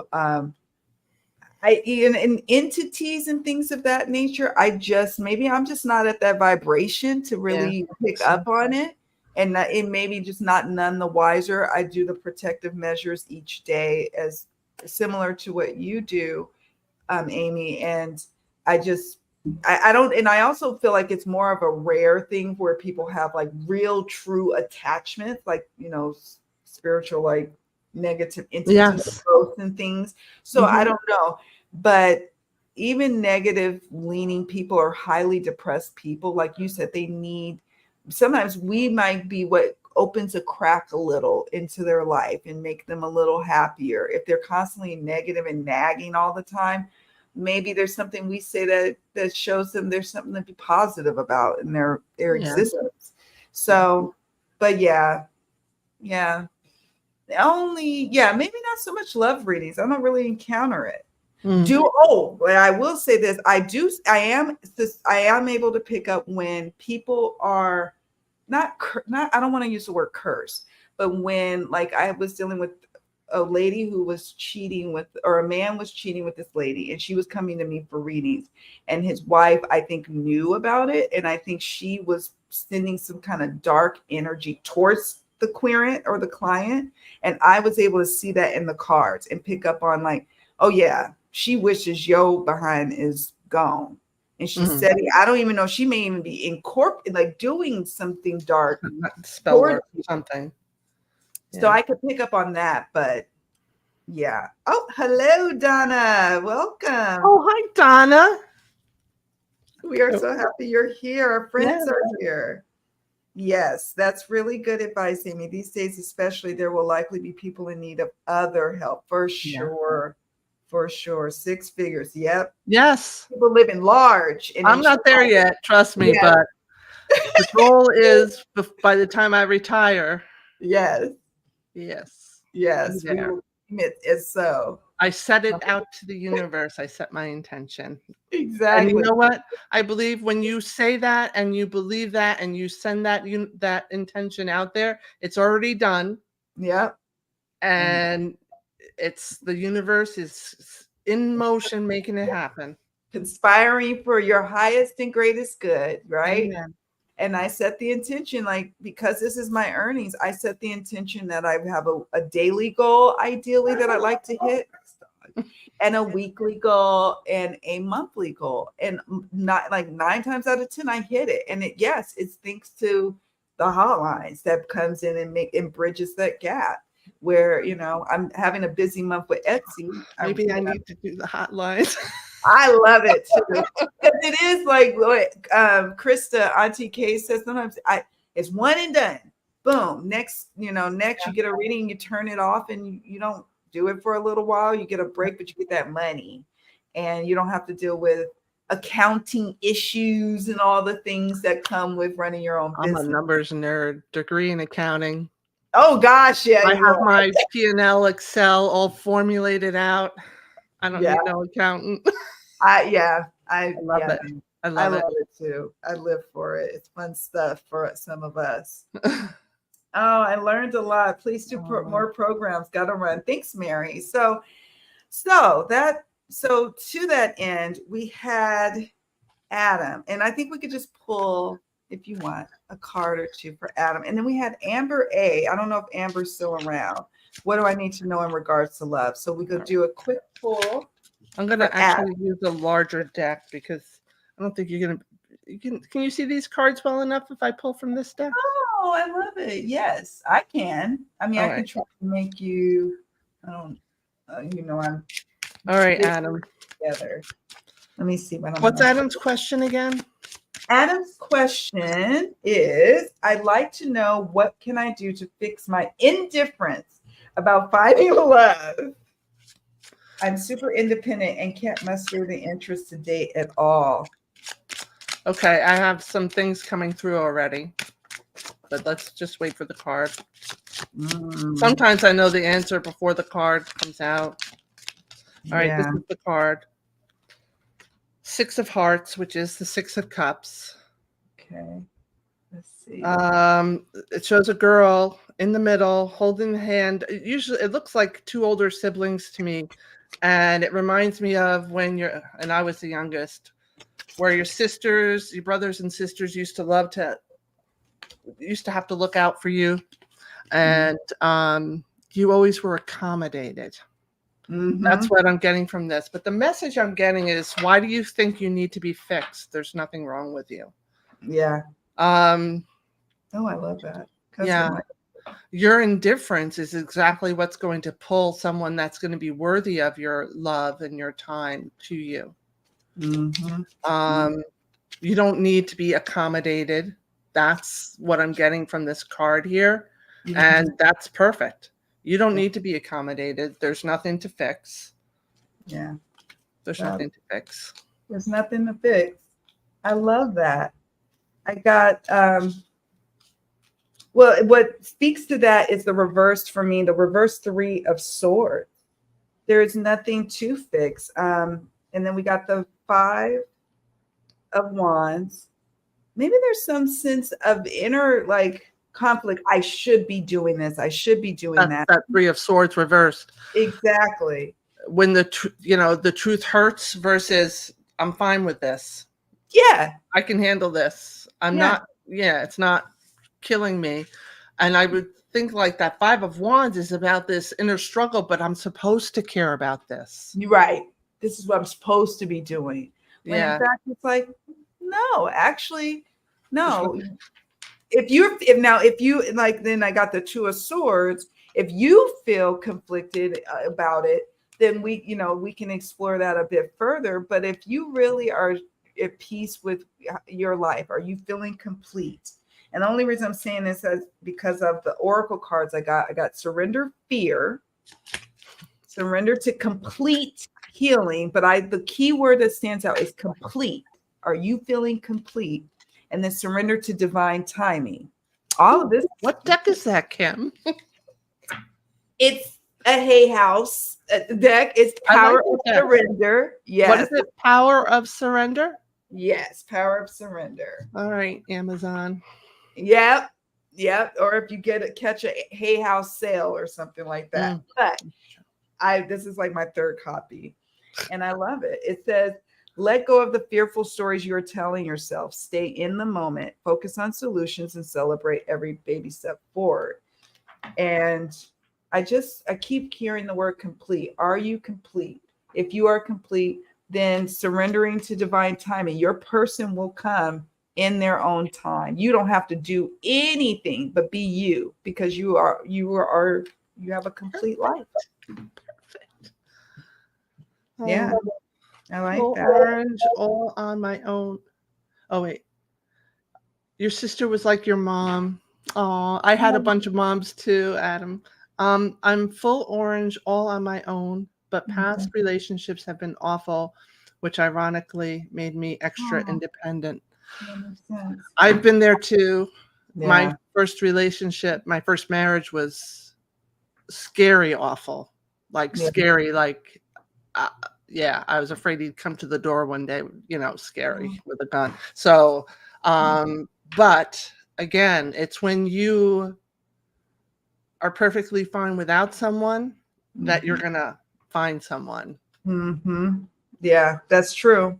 And I like that you gave some background information. I gave, by the way, FYI. So future partner has to be a patient man. And I love that we got surrender to divine timing. It says sometimes divine timing may differ from your ego's timing. If a goal, finding love or attracting love, isn't manifesting fast enough, it says, according to your ego or somebody else's ego, be patient and trust the universal flow, and like what Amy and I were saying at the start of this, the people that we're with today, well, I wasn't really looking for love anymore. I was actually very happy and content, with the life I was building. And I didn't know if love was for me anymore. I was jaded soul, So yeah. Hey, Luna. Will you find love again? My sister was like my mom. And then, so what we've got here, I'm just making sure I have the folks.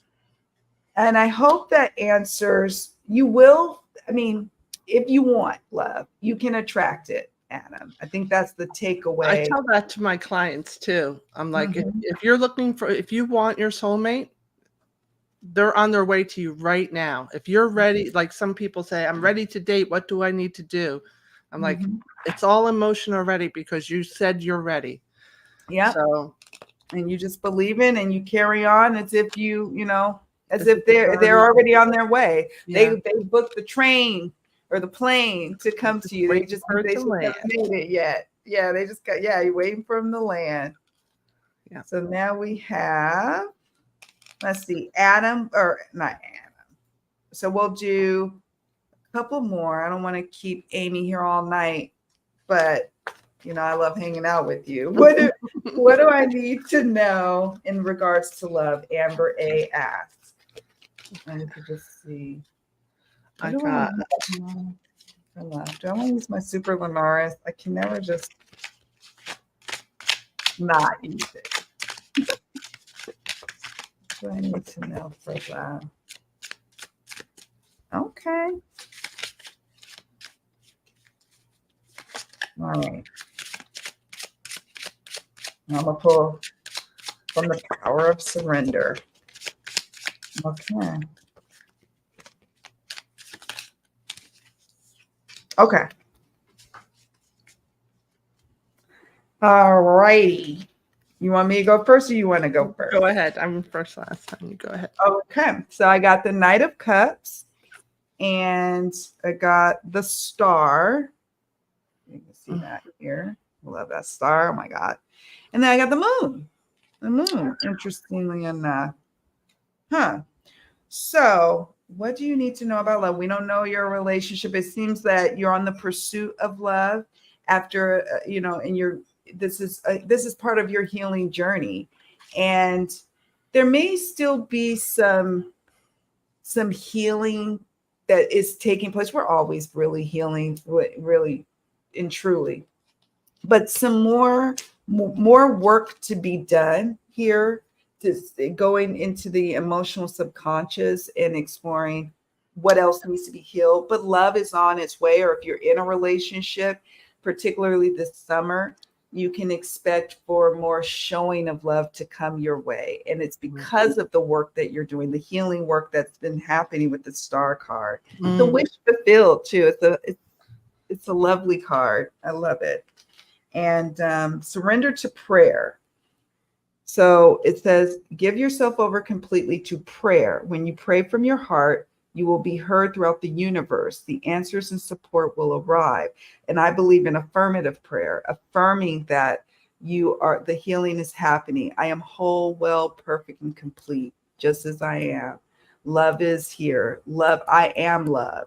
Affirmative prayer and saying it and believing it and feeling it every day, right? Surrender your comparisons to other people.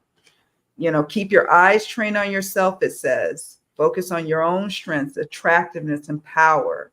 Keep your eyes trained on yourself. And then there's something about surrender stubbornness, being stubborn about something. It says, if you're tensing up or taking a rigid stance about something, gently observe yourself and become more yielding. This will help you communicate more lovingly with your others and yourself. So maybe if you're dating, I don't know. I have some friends who are like, has a strong, long list of must-haves. And sometimes I'm like, oh my God, I don't know if your person's going to ever make it. Like, your list is so long. What do you have, Amy? Well, I wanted to say something too, though, about your Knight of Cups, especially with the Star card, because when you flash them, I got the message that, I see the Knight of Cups as you following your heart along the path, and you'll find healing along the way. Yes. If you really trust that your emotions and your heart, you'll find that healing that you need to address anything. So I just wanted to add that. But I got for you the Chariot, Let's see.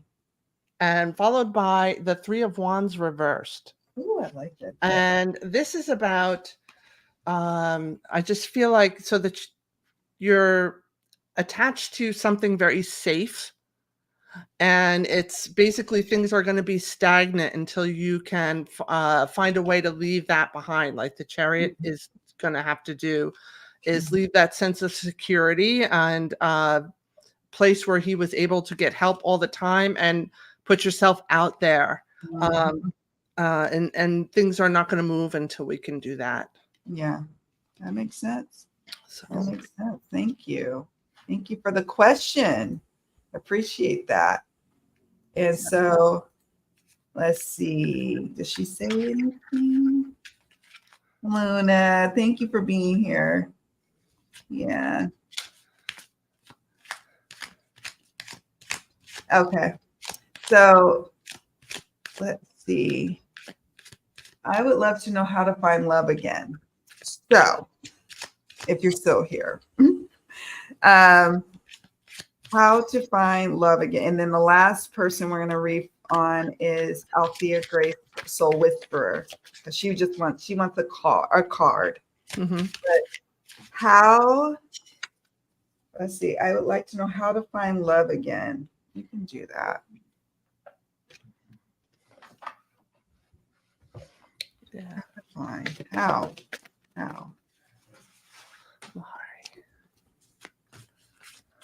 Okay, I want to enter to a ripple.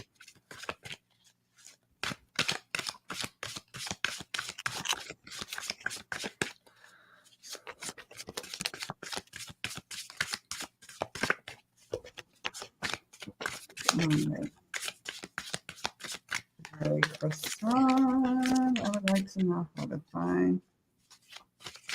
Okay. I'm kind of liking what I'm seeing with my tarot cards. Okay. How to find love again. Well, I'm going to start because I've already drawn 3 cards. I've drawn the Queen of Pentacles. Yes. Ooh. Okay. 7 of Wands. Mm-hmm. It's hard. It's got the shiny stuff. Yeah. And then finally, Strength reversed. So how,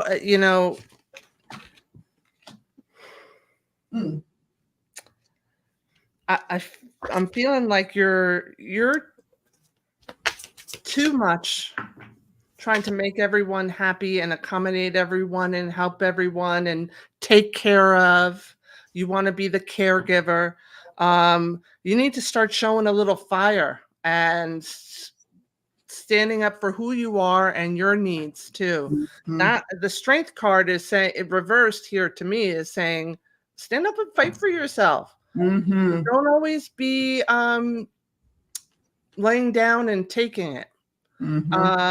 Because like we talked about earlier, the energy you put out is what you're going to draw to you. Now, don't get me wrong, this is a beautiful aspect of yourself. Yeah. And I'm not saying that you need to squash this. I'm saying that there are times when it's not about showing care. You're more enabling than providing care. And that's when you have to stand up and make the argument, knowing that you are right, and don't hold back. Yeah. Let it out. Yes. So there's a lot of pent up stuff I'm feeling for you. OMG. Okay. Before I even show the tarot cards, I have to say, I feel like the Power of Surrender cards is speaking to your cards, because the card I got first was Surrender the Habit of People Pleasing. Yeah. Yeah. I mean, it says speak your needs and be true to yourself. Focus on your own happiness instead of always trying to make everyone else happy. Because why? What happens is you start to build up pockets of resentment that ends up blocking opportunities for love to come, because then we got surrender resentments. When we are people pleasing or over giving, whether it's our time and it doesn't allow for you to date or put yourself out there, or maybe you overcompensate at work or whatever, or people pleasing in relationships, over time resentments start to happen. and it blocks the blessings.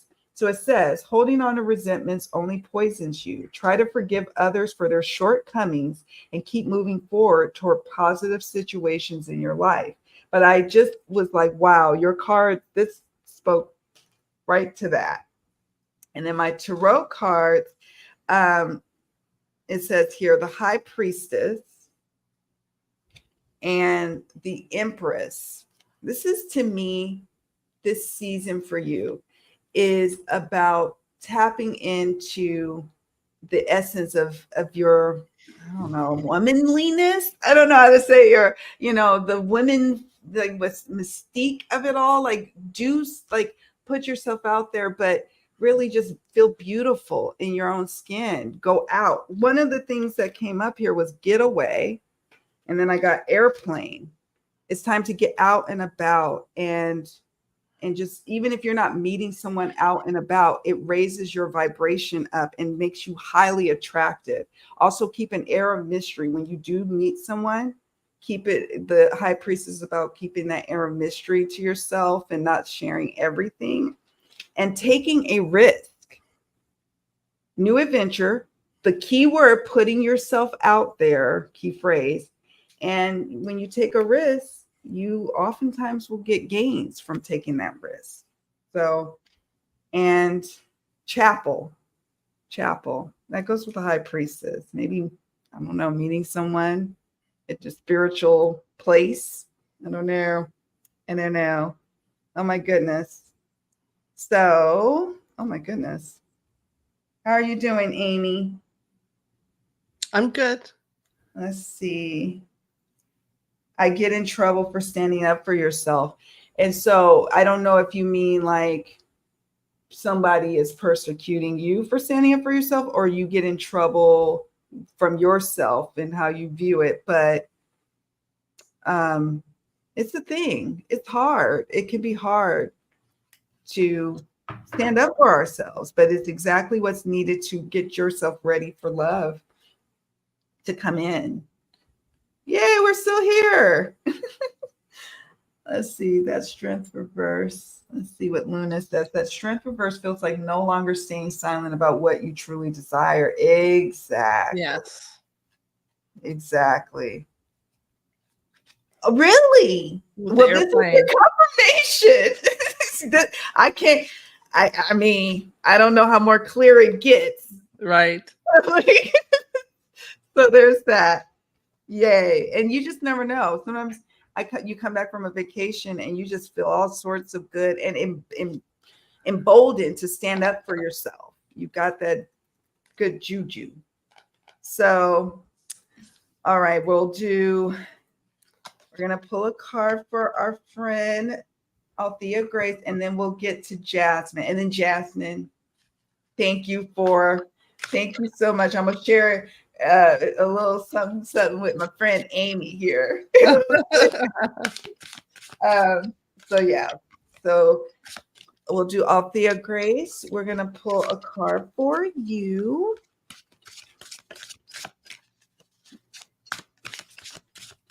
Oh, it's fun. Wow, it's time to go abroad, my friend. If you can. Okay, I'm going to pull a throw. I pulled the World for Soul Wish for her. Oh, lovely. Yeah. Beautiful world. It is. And what else can we say but that you're like rising above all the BS of the world. It's like totally beneath you. It's like when you're like get to the point in your life that you don't deal with that. You don't deal with that stuff anymore. You're just past it. You don't get caught up in it. You're a step above, and you're cool where you are. Yeah.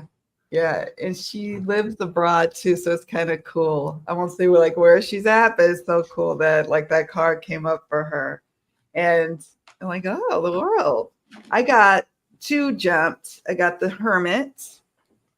Hermit. And you look at that bent card. You really can see it in the dark, like the Justice. So I know you asked for a card, but I pulled two. And this is about you going into this inner landscape of yourself. Introspection is like a going within and then pulling out jewels and maybe doing more things that are more for self nurturing, for like this coming time period. This is associated with the season of Virgo. So what is that? August, like 2020, late August, early September. Yeah. Exactly. This is, and then Justice for me represents Libra. Yeah. And so it's a natural progression of restoring and bringing harmony because you're going within. Spirit is sending confirmation that the journey, if you are on this introspective path, keep going throughout these next few months, because it's restoring and bringing about balance to some big endeavor that you are focusing on and thinking about. And it's going to lead to some revelations, epiphanies that all were born out of you and your spiritual journey going within. And the World card is amazing. Like, you got the world at your fingertips too. It's like you're totally one step ahead of everyone. You are. She is. And honestly, quite literally, the phrase that came into my head too was, people look up to you. Yes. Because they're literally looking up to the world person in this card. Exactly. Yeah. And so these for me are like yes cards. So it's an affirmative of something positive, coming your way, especially the World card. I love when the World card comes up. It's about a completion, something coming full circle for you. Awesome. We love that. And so now we have Jasmine. Thank you again for the donation for the cause, so we could do more of these things. Next up, we'll hit up Amy's channel. We'll visit Amy's channel for the next gathering. So I have a crush on my friend Nick. He's a childhood friend, my neighbor. Does he like me too? Will he pursue me romantically? I'm 29 and he's 20. Wow, childhood. So I have to say this, my husband, we knew each other since we were 12. I'm a couple of months older than him, and we went to the same junior high school together. And I mean, I would never expect, we, moved on and did our life after high school or whatever. And we came back together. So I'd never be like, oh, I never poo-poo these things, because same with my husband. Really? Yeah, my mother was his 5th grade teacher, and he said I was in Barnes and Noble one day, and this guy comes up to me, "Are you Mrs. Quintel's daughter?" I'm like, "Who are you?" And he goes, "I had your mom for 5th grade. I remember you came to school with her one day. You had a Fleetwood Mac album." And he goes, "I fell in love with your smile." Oh my God. I know. Right? That's awesome. See what I'm saying? You just never know where these things go. Full circle moment for real. So, yeah. Oh, this is another deck I like for some love readings, especially when they're like yes, no. Oops. They have keywords on them. Some people might not like that, but I really like it. Oh, I like it too. I wonder. Oh my God, I've never seen that one before. You bring in all the ones. I have a question. Does he like me too? Okay, so what I'm gonna do. Does he like me too? Well, I'll ask point blank, does he like you? And then I'll try to get the nature of those feelings. Yeah. Does he like you? Okay. How does he feel next about Jasmine? Oh. It's going to be curious to see what we each come up with on this one. Okay. I'll pull some oracle.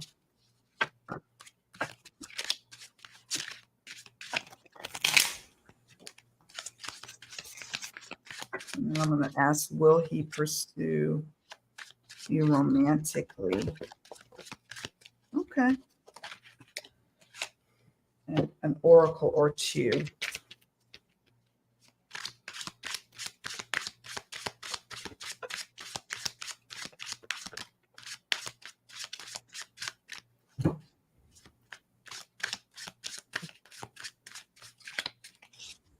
Okay.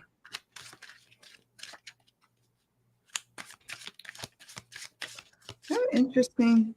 I don't know if he's single or okay. I was getting something like I got Temperance reversed saying, and what keeps coming to me is there's a fine line you might be crossing. Mm-hmm. So I don't know yet. Yeah. I'm still trying with the jumpers, Kim. It takes forever. Oh no. Take your time. Take your time. 3 of Cups.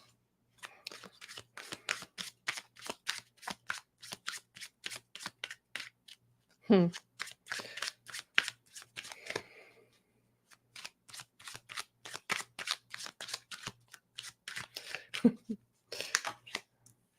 5 of Coins reversed.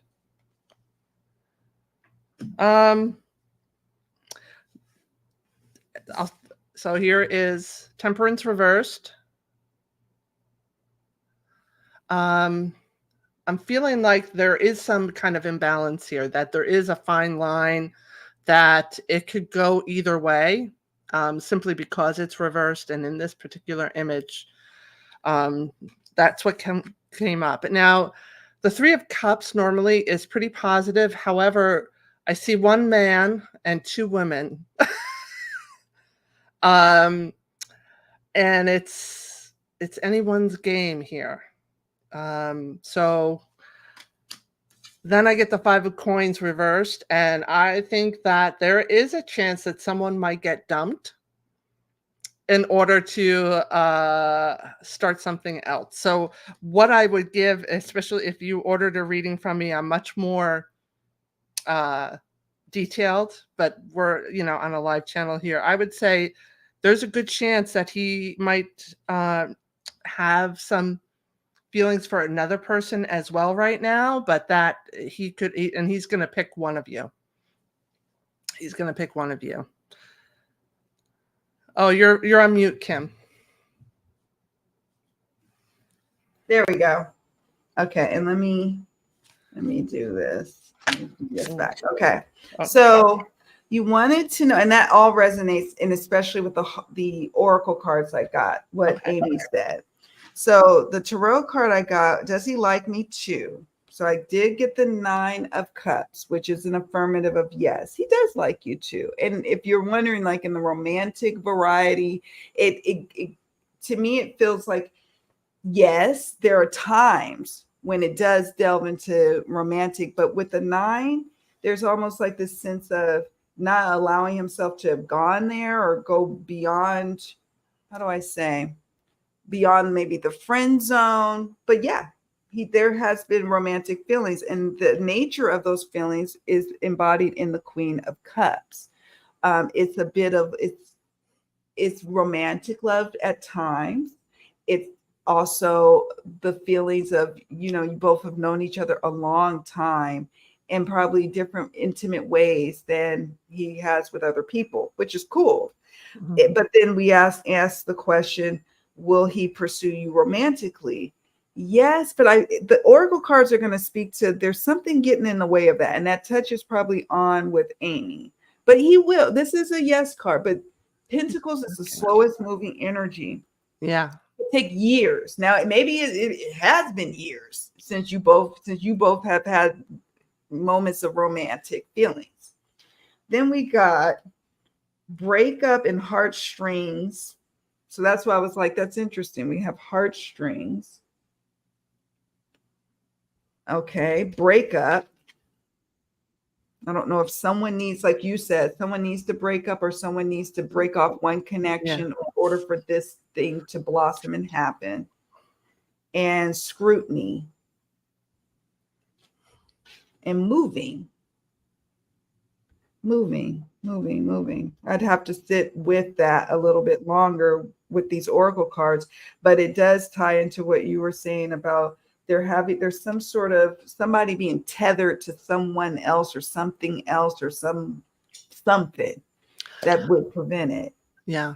And I think like that 8 of Pentacles in this regard too, is that he might be so wrapped up into something that he's not even aware of the interest going on. It's like he's so intensely focused on whatever he's crafting or making there or working on that Building he's his life. not, Yeah. he doesn't even know what's going on. He's oblivious. That's true. Yeah. And yeah. And so I have mixed feelings about the title of this deck, but I really like this deck for what it does for me. It's called Twin Flame Messages. And you can't see it, it's red, but it says Twin Flame Messages. Not of thing here. My mind and heart always come back to you. It's the message. So it does indicate to me, and then also our connection still affects me. So there's this long-standing bit of chemistry and connection that you both share that runs deep. And you added something. Are we just strictly friends? And does he not know I like him, that I have a crush? Well, that would be something. Does he not know? Because if you haven't had that talk. I actually drew an oracle for that, and I got Secret Admirer. That's awesome. But I did get suppression and resistance with shyness. So again, like this fine line here. Mm-hmm. So you might have to, and that eight of Pentacles with him not really, you might have to wake him up a little. Yeah, the Tower I got. You're gonna have to shake it up. You're gonna have to get out. You're gonna have to shake up, because that is a no to me. That I don't know if he fully understands just how deep it runs for you. Like he feels those tugs of romance, like feelings, but like you said, he's hyper focused maybe on his career or building something or building his life or something he's tethered to. You know what I keep getting? Grab him and kiss him. Yeah, right? Grab him and just grab him and take it. Yeah. I shouldn't be recommending that. Now he's going to sue me. Yeah. But that's what I keep feeling from all this. Like, yeah, really, like blow his head on, like. Yeah. It's like for something to change, like he doesn't know how much you probably feel for him. We got the silence card too. Like, and you got Secret Admirer. It doesn't register for him. He might be like my husband. Like you literally have to be like, we're meant to be together. You know what I mean? Like it just, he doesn't maybe get it on that way, on that level. And that's, so I say take it. The Tower is like, no, he doesn't understand. And it does denote some sense of shaking something up and rocking things and being okay with blowing up the friendship. But if you are constantly thinking about him and really wanting something with him, there's got to be some level of risk. Yeah. Talking to him about it. Yeah. Yeah. You're at that point, Jasmine. That's where you are. Yeah. Yes. Oh my gosh, this was so much fun, dude. It was great. We got to do this again. Oh my goodness. Yes. Oh, you are so welcome. You're welcome. You're so welcome. So, Amy, any last thoughts? And also be sure to tell us what you're up to, what you're doing, because Amy's always doing stuff for our community, our tarot community. So let us know what you're up to. How can people connect with you? I am going to give Kim a link to all my links. So it's got my Etsy shop. It's got some courses I'm teaching. I'm doing it's like an intuitive class where we're going to do an intensive 21 days of tarot journaling and building our connections with our decks. I have my website, which has great blog articles. All of that's in there. And my YouTube channel. So I'll give Kim that link to put in the show notes when this gets published.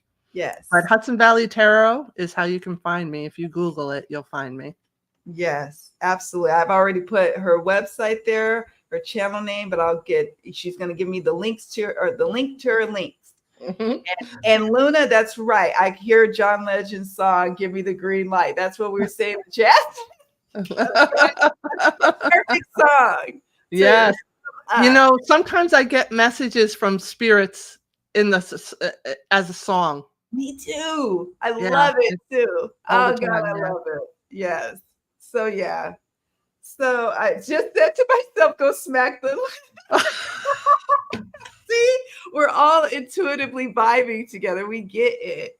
We get it. Yeah. Oh, Gia, we will be back. We're gonna wrap up. We have been here, but maybe 2 hours, we should just 2 hours. We're gonna devote maybe just the time for readings, and maybe, but we're also gonna be revisiting more of just offering professional readings, holding space. And Donna and I do. Donna from Artists and Oracles and I will be getting back together again too. There will be more to come with live chats and catch-ups and readings. So please stay tuned, okay? Subscribe to both channels because I'm going to be going to visit Amy and we'll be deciding if we'll, what we'll be doing. So if y'all are interested in readings, leave a comment and let us know. Okay. Let us know. All right, friend. Take care. Take care. Thank you for sitting in here with me. And thank you all so much for watching. And you all have a great rest of your weekend. Bye, everyone. Thank you.